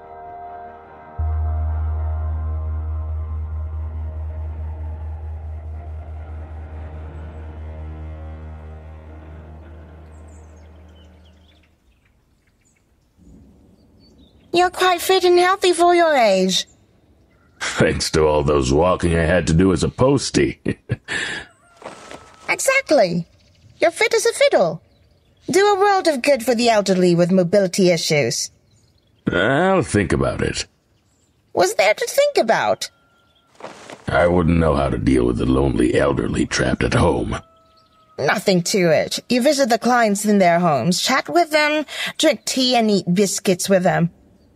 What am I supposed to talk about with them?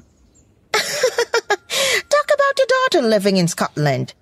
Talk about how you would not live with them there, how it's mighty cold for you out there in Europe.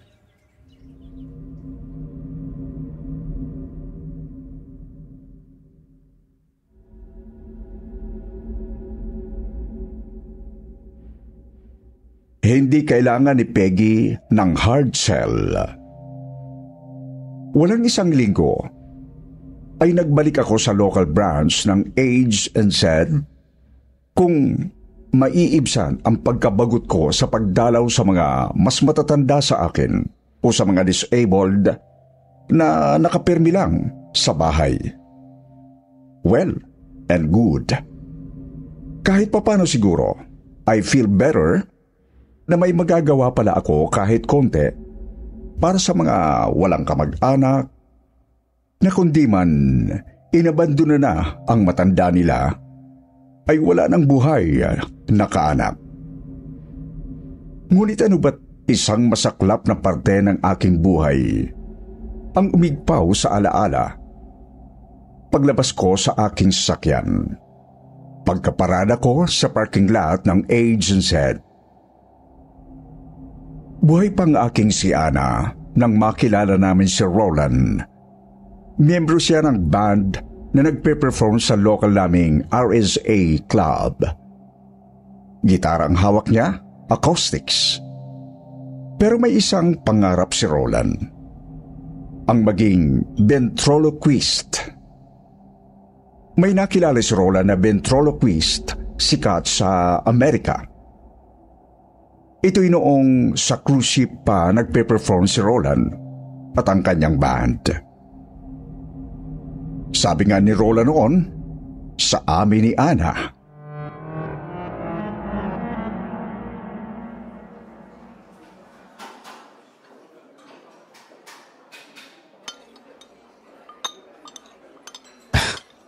Ewan ko ba kung bakit maging ventrilogo ang naisipan ko pangarapin.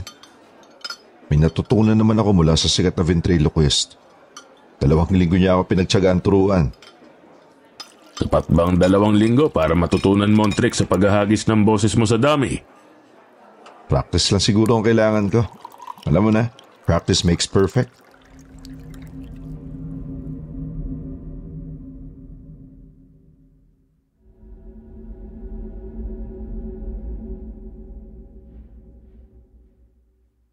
hindi ako kumbinsido. Mas mabait si Ana sa akin. Para sa kanya, dapat na-encourage kung anuman ang pangarap o gustong gawin ng bawat isa. Anya kay Roland. Importante ang dami, Roland. Meron ka na ba? Hiramin ko muna yung lumang teddy bear ng girlfriend ko.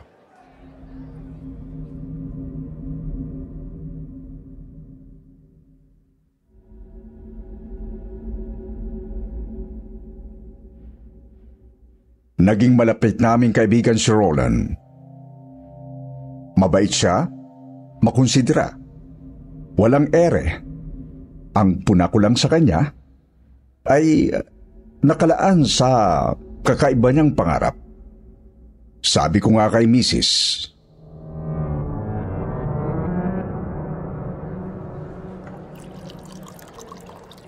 May pera ba sa pagiging ventriloquist?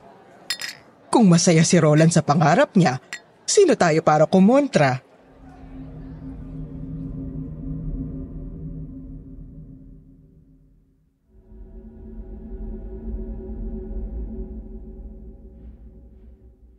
Masipag mag-practice si Roland. Gamit niyang dami ang 3 iba't ibang lumang teddy bear ng girlfriend niya, si Emily, na di nagtagal ay naging misis niya. Maswerte si Roland kay Emily. Mapagmahal ito sa asawa. Siya ang talent scout na kumukontrata sa band ni Roland para mag-perform sa maliliit na club sa Auckland. Kapag walang gig si Roland, driver siya ni Emily sa mga appointment nito. Nang huli kaming magbakasyon ni Ana sa Pilipinas, tribal mask ang binili namin pasalubong para kay Roland. Sa Ifugao kami na masyal noon. Makita man lang ang sikat na rice terraces. Nag-shopping rin kami ng lokal na produkto sa probinsya. Nasa isang maliit na tindahan ng wood carvings kami noon.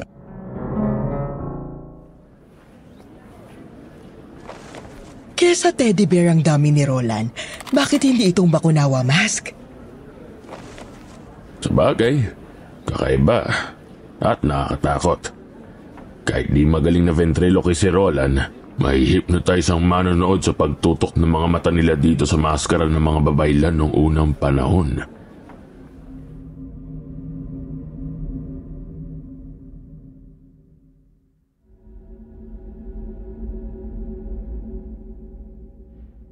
Tumawa lang si Mrs. Pati ako ay nakitawa na rin. Totoong nakakatakot masdan itong Bakunawa mask.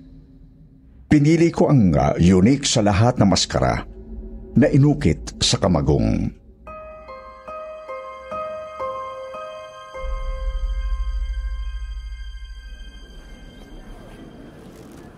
Ma-appreciate sana ito ni Roland. It costs an arm and a leg.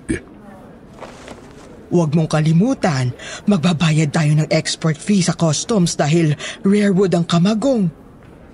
Deserve ito ni Roland. Makatutulog sa ventriloquist act niya itong Bakunawa mask.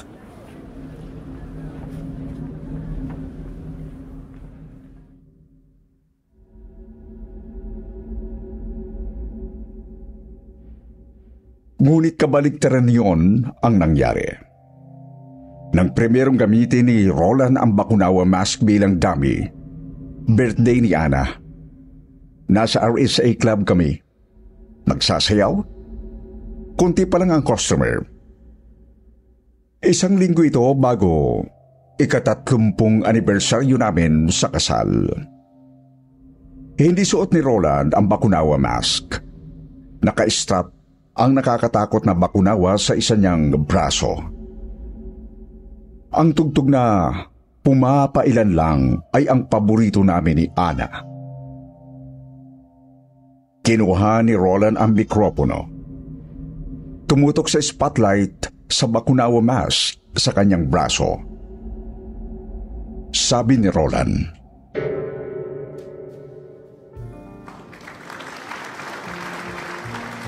A very happy birthday to my dear friend Anna. And advance happy 30th wedding anniversary as well.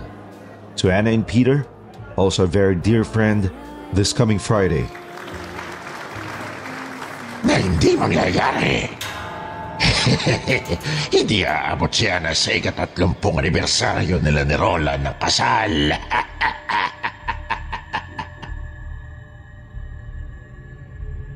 Napatigil kami ni Ana sa pagsasayaw. Nanlamig siya. Hindi maunawaan ang malupit na biro ng ventrologo.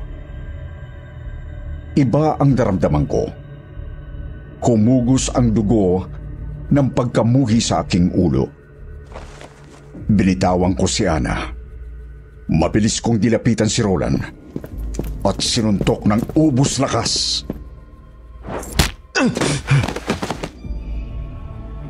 Doon natapos ang pagiging magkaibigan namin ni Roland. Kahit anong giit niya na hindi siya ang nagsalita. Paano ka maniniwala? 2 araw bago ang aming anibersaryo ni Ana, sumakabilang buhay na siya. Aneurysm, blood clot. Sumakit lang ang ulo niya. Pagkasakit-sakit, di na siya umabot ng ospital. At ngayon, 13 pagkaraan kong mabiyudo at magdadalawang taong pagkaritero sa trabaho. I'm bored to tears. Malay ko bang makikita ko si Roland sa araw na pipirma ako bilang unpaid volunteer para sa AIDS and said. Nang humupa ang aking pagkagitla, humalili ang pagkaawa ko kay Roland. Ang laki ng itinanda niya. Parang mas may edad pa siya sa akin gayong 10 taon ang tanda ko sa kanya. Mukhang galit o konsumido. Si Roland sa mabilis, walang lingon-lingon paglabas ng pintong salamin ng tanggapan. Ngunit bakit siya makukonsumi? Ang huling balita ko, pagka-disband nila ng grupo, ay lumipat sila ni Emily sa Wellington. Mas sumikabo ang talent agency ni Emily.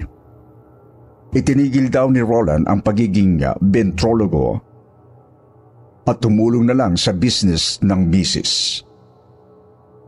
May nagsabi rin sa akin na na-depress daw si Roland, lalo nang pakatanggihan kong pumunta silang mag-asawa sa libing ni Ana. At bago ako magbago ng numero ng telepono, nakapag-iwan pa ng message si Roland sa answering machine. Anya,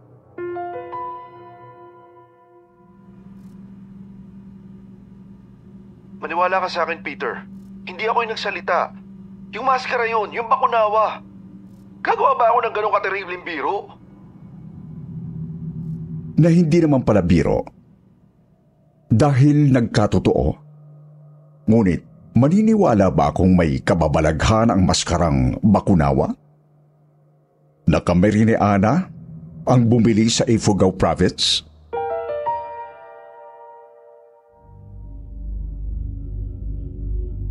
Pagkapirma ko ng mga papeles bilang rehistradong volunteer sa AIDS and SAID, sinabi ko kay Peggy na dati kong kaibigan ang kaalis lang na lalaki sa kanilang opisina.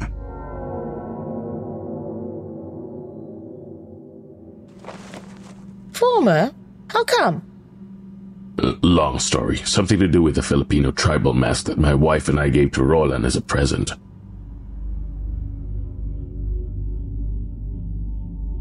Hindi na nag-usisa si Peggy. May bumabagabag sa kanya. Sinabi niyang volunteer din si Roland na halos 1 taon na rin na konektado sa charity at namumroblema sa isang kliyente.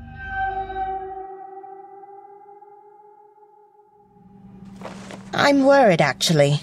He says he might quit as a volunteer if the client is not removed from his list of assignments. Can't blame your former friend. Malia, the client, is nasty. Don't assign her to me, please. Don't worry.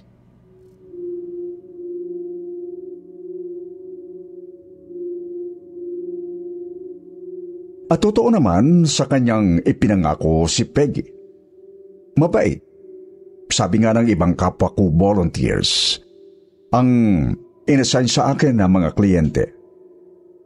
May 70, 80 at isang malapit ng sumapit sa kanyang ika-75 taon.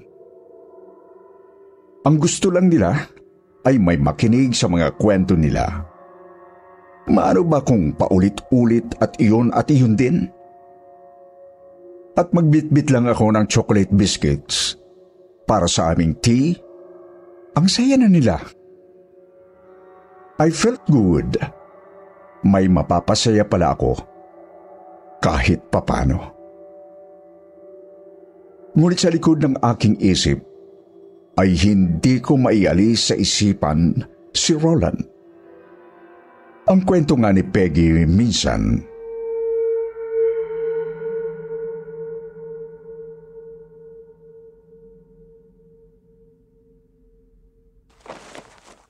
Roland's also a widower. His wife Emily died of cancer. Sad, really. Being rich does not necessarily make us happy. He moved back here to Auckland not too long ago, and is living in Emily's old house.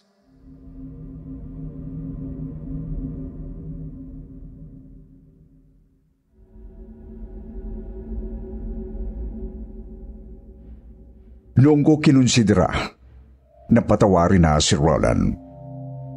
Tumatanda na kami. Araw-araw, kapwa pa kami balo. Sa nagdaang mga taon, baka umamin na siya na talagang siya ang nagbitiw ng terribling biro sa amin ni Ana. At hindi ang bakunawa mask. Ngunit ano na kaya ang nangyari sa tribal mask? Nang araw na schedule kong alamin ang listahan ng bagong mga kliyente, binuo ko sa aking sarili na hingin kay Peggy ang numero at telepono ni Roland. Ngunit may ibang nasa mesa ni Peggy.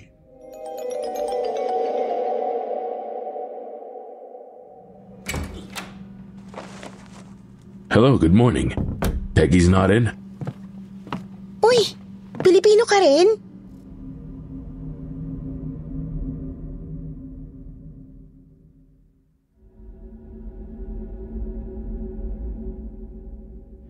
Tumango ako.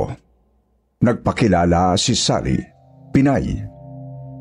Matagal na rin sa New Zealand. Volunteer staff din. Naka-assign sa central office sa Auckland Service Center.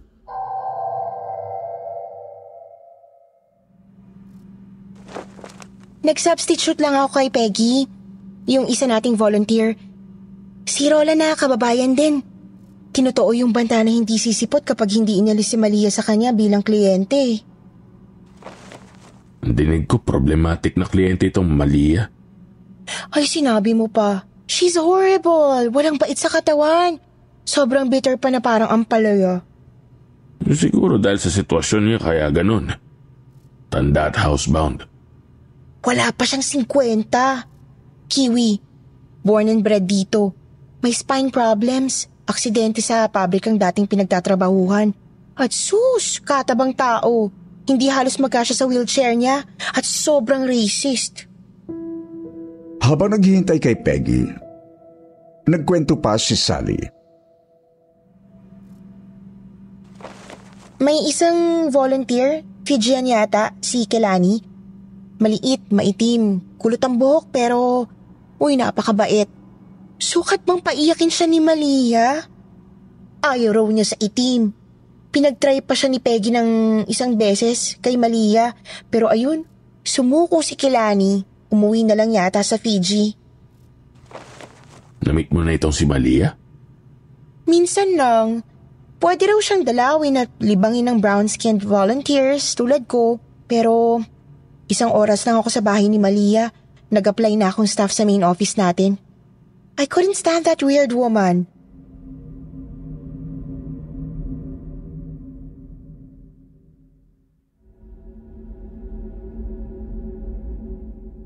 Pagdating ni Peggy, hindi maipinta ang kanyang mukha. Kinulit daw siya ni Malia. Ayaw raw nito na paiba-iba ang bumibisita sa kanya at nakakakwentuhan. Nasaan daw si Roland?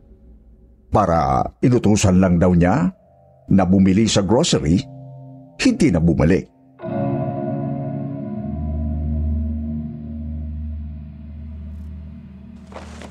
Do you think you can volunteer for Malia, Peter? Malia will be given a warning. If she doesn't stop her nasty attitude, she would no longer be visited by the charity volunteers.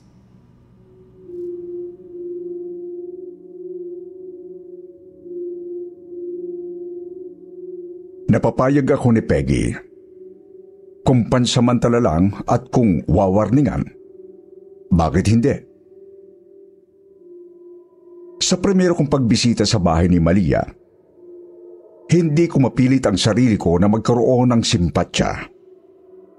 Marahil ay dahil na rin sa lokasyon ng kanyang lumang bungalow. Nasa industrial site yun sa Massey na nasa Auckland din. Malayo sa kabahayan. Puro pabrika na malalayo maging sa tanaw. Ang landas patungo sa mismong bahay ay hindi eksaktong masukal. Pero pakiramdam ko habang nagmamaneho ay tumatahak ako sa abandonadong lugar. Ayon sa file ni Malia, never married siya, walang kaibigan, at tanging kaanak ay ang nakababatang kapatid, si Alan, na siyang nag-aalaga sa atin niya mula nang maaksidente at maging baldado. Nagsawa raw si Alan sa pag-aalaga kay Malia at nilayasan siya nito.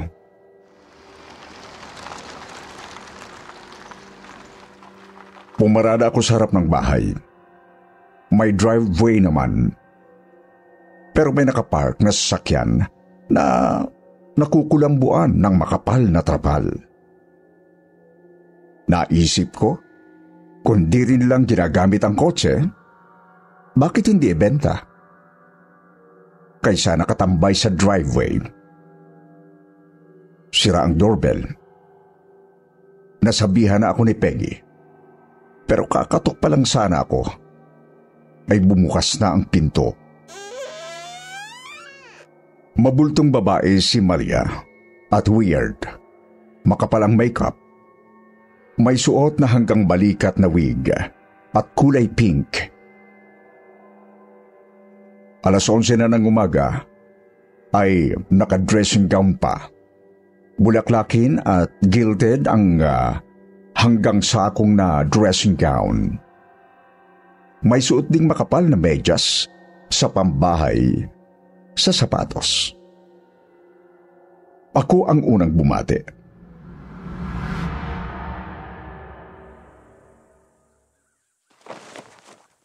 Good morning. I know who you are. Your name is Peter. I was informed by Peggy.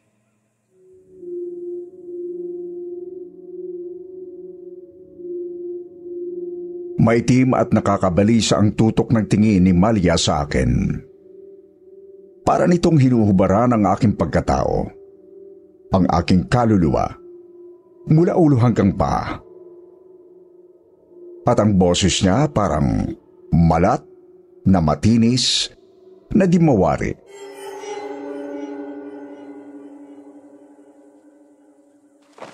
Okay, you will do. At least you're not black. They make me sick. Come in and make me tea.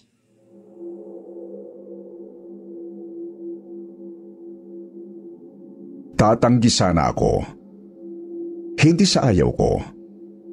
Normal sa aming volunteers na dumadalaw sa mga matatanda o sa mga disabled na kami ang magpresenta ng tea.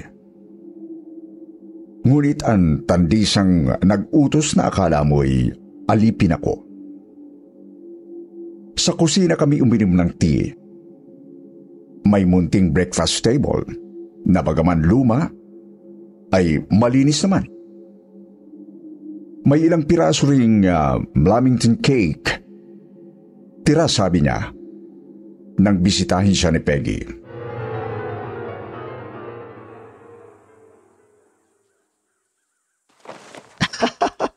So tell me about yourself.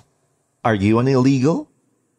Do you think HNZ would take me in as a volunteer if I were an illegal immigrant? I guess not. So, any family member, kids, grandkids, are you as bored as I am?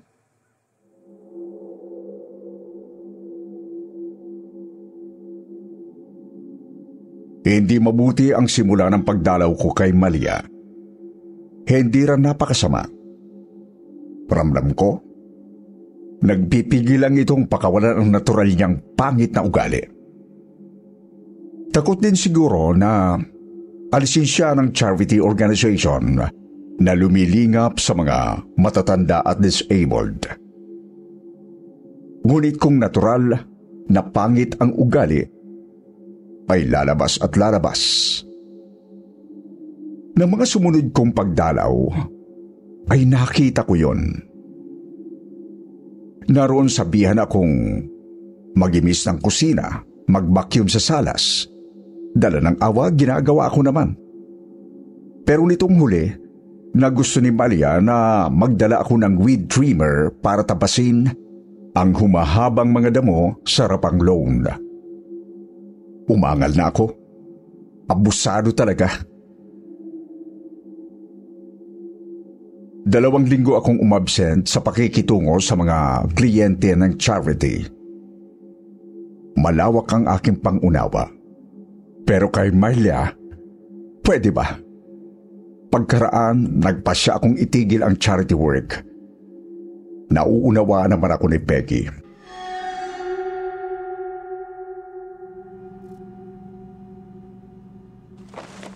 Can't blame you.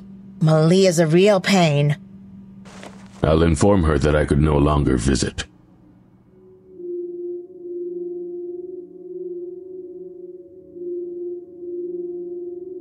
Tinawagan ko si Malia.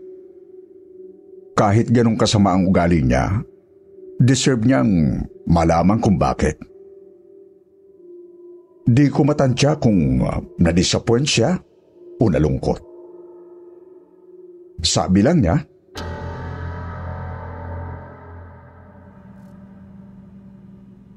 Can you at at least visit me for the last time? Tomorrow maybe? I'll try to be nice. Paano ako tatanggi? Don't knock when you arrive. Come straight through to the kitchen. I will be there, baking cookies for our last tea together.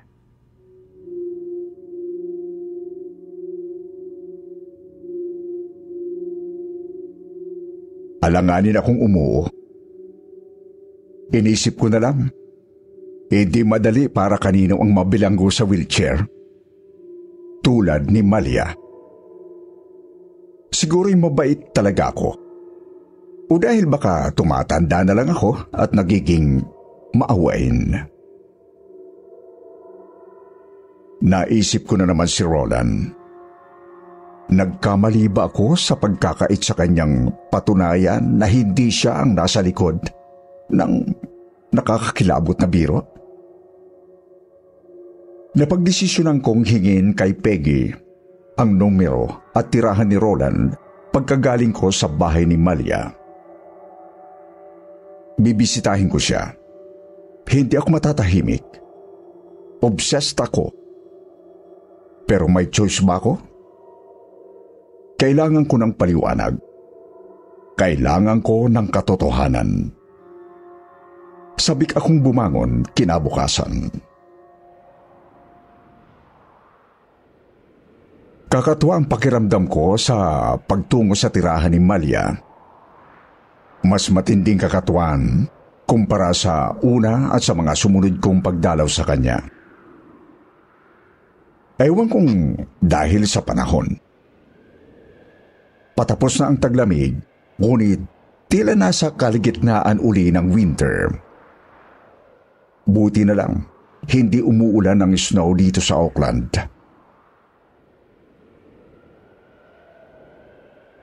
Pero malungkot ang langit. Puro ulap lang na kulay abo na kinukubli sa asul na kalangitan. Habang patungo sa harapang pinto, napansin ko ang trapal ng nakaparadang kotse sa driveway. Wala sa ayos ang pagkakatalukbong. Kita ang isang gulong na maputik. Ngunit sino ang gumamit ng kotse at napuno ng putik ang gulong? Bagamat nagtataka, tumuloy na ako sa pintuan. Hindi yon nakalapat. Hindi rin ako kumatok.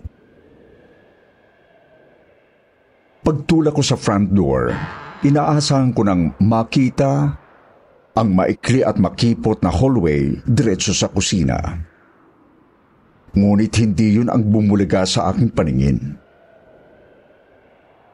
Nakasabit sa itaas ng entrada ng kusina na dati wala namang dekorasyon. Ang Bakunawa mask. Hindi ko maipaliwanag ang kilabot na gumapang sa aking pagkatao. Ito ang tribal mask. Payo kong nakatingin. No, nakatitig sa akin. Nangingintab ang itim na kamagong. Tila sinabuga ng mumunting alitaptap. At ang mga mata, guwang lang ang nasa espasyo ng mata ng anumang maskara. Ngunit ang Bakunawa, pulang-pula ang mga mata na nasa guwang. Nakasisindak ang mga mata na tila sa demonyo. Kung hindi nyo pa naranasan na mapako sa kinatatayuan, maniwala kayo. Ganito eksakto ang naramdaman ko. Daig ko pa ang estatwa. Nakatitig ng buong takot sa Bakunawa na ang sabi sa akin, "Mangilag ka kay Taba. Hindi siya ang akala niyo siya." Ramdam ko, tila galing sa balong malalim ang tinig. Hindi sa Bakunawa. Ngunit sino ang pinanggalingan ng tinig? Nanatili akong tila estatwa lang at nasa gitna ng napakasamang panaginip. Ano pang hinihintay mo? Gusto mo rin bang masibak? Hindi ang malademonyong halakhak ang nagpakilo sa akin. Para kasing nahipnotismo ako. Sa labis na sindak. Nang lumitaw ang makamatay sa takot na mukha ng higanting ahas mula sa bakunawa. Tila mag-iinat palapit sa aking mukha. Para akong papanawa ng ulirat. Takbo, Peter! Takbo kung gusto mo bang abutan ng 90! Wala akong ideya kung paano ako nakatakbo palabas. Kung paano ako nakapagmaneho ng hindi nababangga. At kung paano akong nahimasmasan sa matinding takot. Natagpuan ko na lang ang sarili ko sa aking sasakyan. Nakaparada sa tabi ng daan. Namumutla ako, pawisan, nanlalamig, parang bagong gising mula sa bangungot. Kung hindi ko mismo naranasan at narinig, sino ang maniniwala na nagsasalita ang bakunawa? At binalaan ako. Bakit? At maaring tila naging estatwa ako sa halakhak at mga salita niyon. Ngunit nang magsaahas ang itsura nito, ay tila ako sasagpangin. Doon ako napakilos, napatakbo. Tayo ang lahat na balahibo sa labis na sinda ko. Dumiretso ako sa tanggapan ng Age and said, nang mahimasmasan ako. Naroon din si Sally.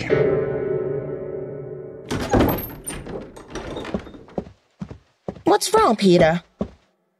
Long story, but can I get a drink, please?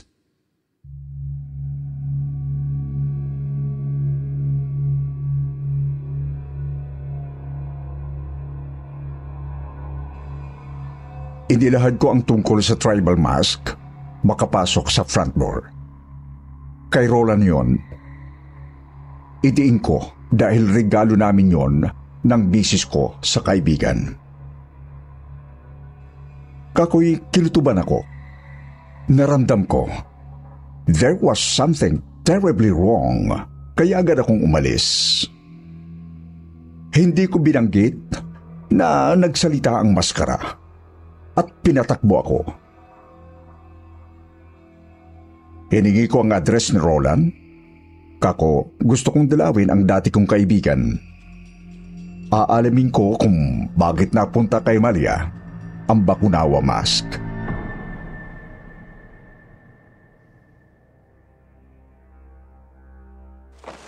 But I still think you're not well, Peter. Give me a lift, Peter, if you don't mind. Kesa mag-taxi ako.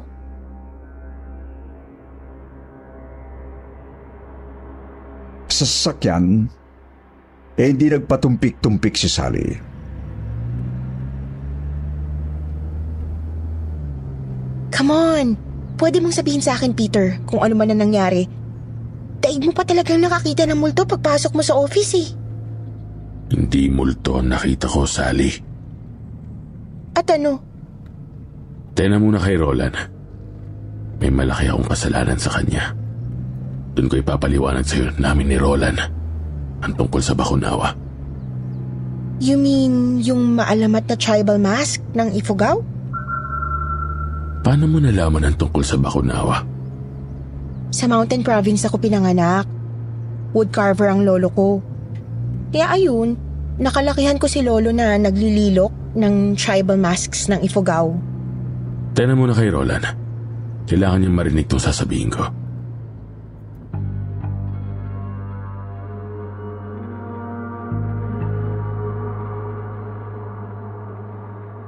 Ngunit walang tao sa bahay. Saradong-sarado. Nagyaya sa coffee shop si Sally para mag-lunch. Pagka-serve sa aming order, isiniwalat ko na ang lahat sa kababayang matured ang isip at mukhang may alam tungkol sa Bakunawa Mask. Mataman siyang nakinig, kumakain at humihigop ng kape. Ngunit halatang nasa kwento ko ang focus ng kanyang isip.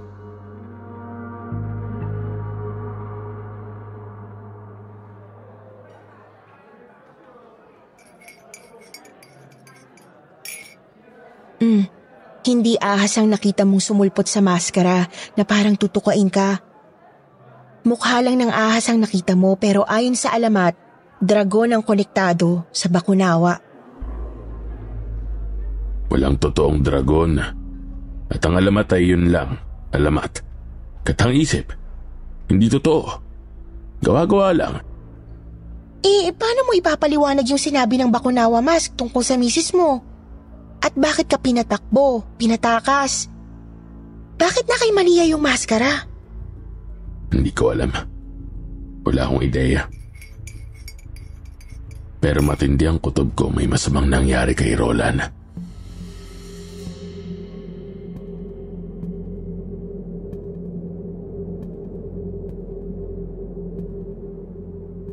Nahikayat namin ni Sally si Peggy na makipag-alam sa mga otoridad para alamin kung nasaan si Roland. May natunton na malayong kamag-anak ng misis ni Roland. Wala itong kontak kay Roland ng kung ilang taon. Nagbalik ang mga otoridad sa bahay ni Roland. Susubukin nilang muling kumatok. Swerte? Isang taga roon na inilalakad ang mga alagang aso. Mag-iisang linggo na ang nakalipas. Ang may nakitang kahinahinala. May nakahimpil na sakyan sa driveway. Hindi ang kotse na ordinaryong nakaparada ron. Sabi pa ng nakakita, isang malaking lalaki ang lumabas sa front door. May bitbit itong 2 rubbish bags, puno ng kung ano, na inilagay niyon sa boot ng kotse. May nag-report din sa otoridad tungkol sa isang kotseng tinangkang sunugin. Nasa isang maputik at liblib itong lugar. Nakaresto kay Roland ang sasakyan. Inimbestigahan ang tirahan ni Roland. Maraming gamit ang nawawala. Walang ebidensya sa bahay. Gayunman ng foul play. Ngunit labis na kahinahinala ang circumstances ng sinunog nitong kotse. Noong ko iginiit kay Peggy na ang tribal mask ay hindi malayong ninakaw ni Malia sa bahay ni Roland.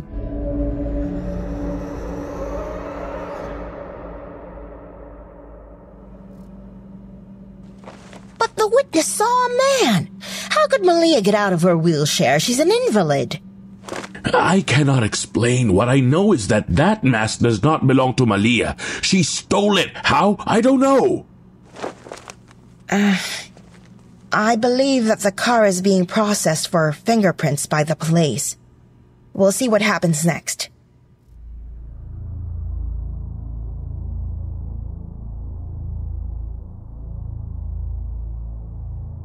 Hindi ko alam kung ano ang ebidensyang natagpuan ng otoridad sa kotse ni Roland.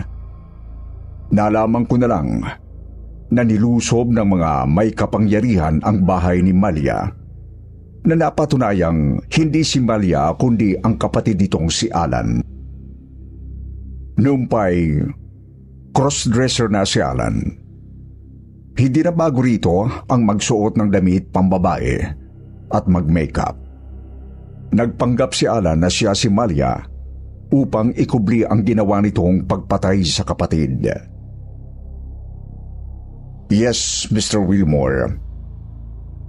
Nagdala ang mga otoridad ng cadaver dogs. Sila ang tumunton sa mga bangkay na inilibing sa halos giba ng garden shed sa likod bahay. Mga bangkay na dinig ko'y silibak-sibak ng palakol.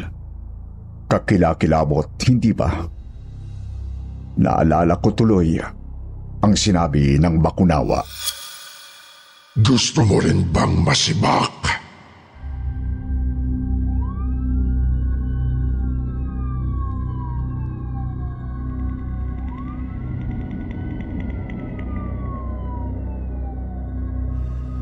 Hindi lang ang bangkay ni Malia ang natagpuan.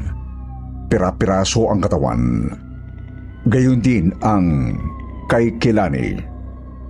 Ang volunteer na bigla na lang hindi sumipot sa opisina ng charity. At inisip na umuwi na lang sa Fiji. At ang kay Roland, ang kaawa-awang si Roland.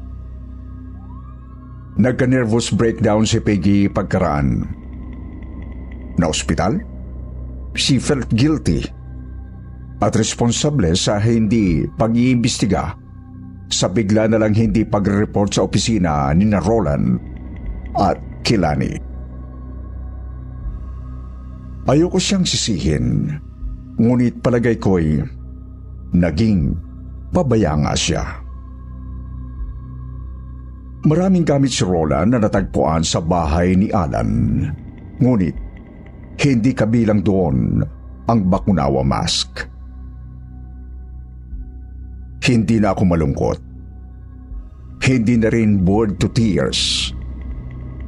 Bakit hindi ko enjoyin ang nalalabi sa aking buhay? Maraming taon pa ang nalalabi. Di ba't hanggang 90 anyos daw akong mabubuhay? Sabi ng mahiwagang Bakunawa. Kalalapag lang ng sinakyan kong eroplano sa Glasgow Airport. Kahit higit na malamig sa Scotland kumpara sa Auckland, okay lang.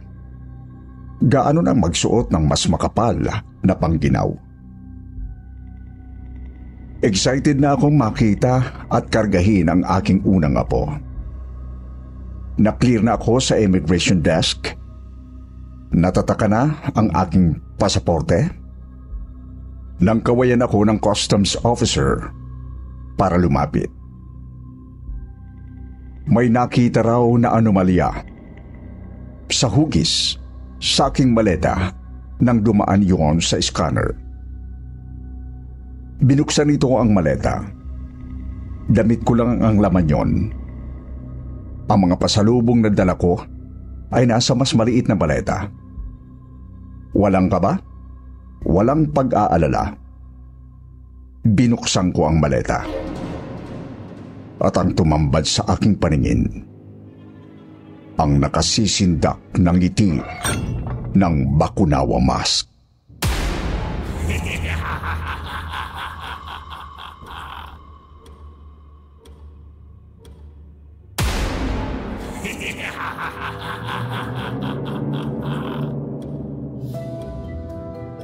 At ngayon mga kaibigan, dito na tayo sa paborito nating shoutout portion. Shoutout going out to Krisa Finis, Moises Jr., Eman Jos Santos, Angelica Gacusta, Bernadette Arcalas, Ethan Redondo, Bradley Vincent, Amy Adjemuel from Gingoog City, Lyra Queen, Janine Santino, Brian. At ngayon magbabasa tayo ng pinakamagandang comment galing kay Dine Villegas at Feli Operiano. Sabi ni Dine, more power to Katie and SB's channel. Ang ganda talaga ng mga stories sa channels ninyo. Namimiss ko tuloy si Daddy. Siyang madalas makinig sa radyo ng mga drama pati yung horror narrations. Sabi naman ni Feli, thankful talaga ako sa channel ng Katie and SB dahil binalik nito ang memories ng aking lolo nung buhay pa siya. Mahilig sila magkwento ni Lola sa aming mga apo ng mga kababalaghan at katatakutan bago kami matulog. At isa din sa childhood memories ko ang makinig sa radyo drama araw-araw dahil wala pang masyadong TV noon. Sa mga hindi nabanggit, sa susunod na lang po Huwag po ninyong kalilimutang mag-reply sa ating shoutout box na nasa comment section para ma-shoutout ang pangalan ninyo. Muli po, mula sa bumubuo ng kwentong takip silim at sityo bangungot, ito ang inyong lingkod, Sir Wilmore Plopino. Nagpapasalamat.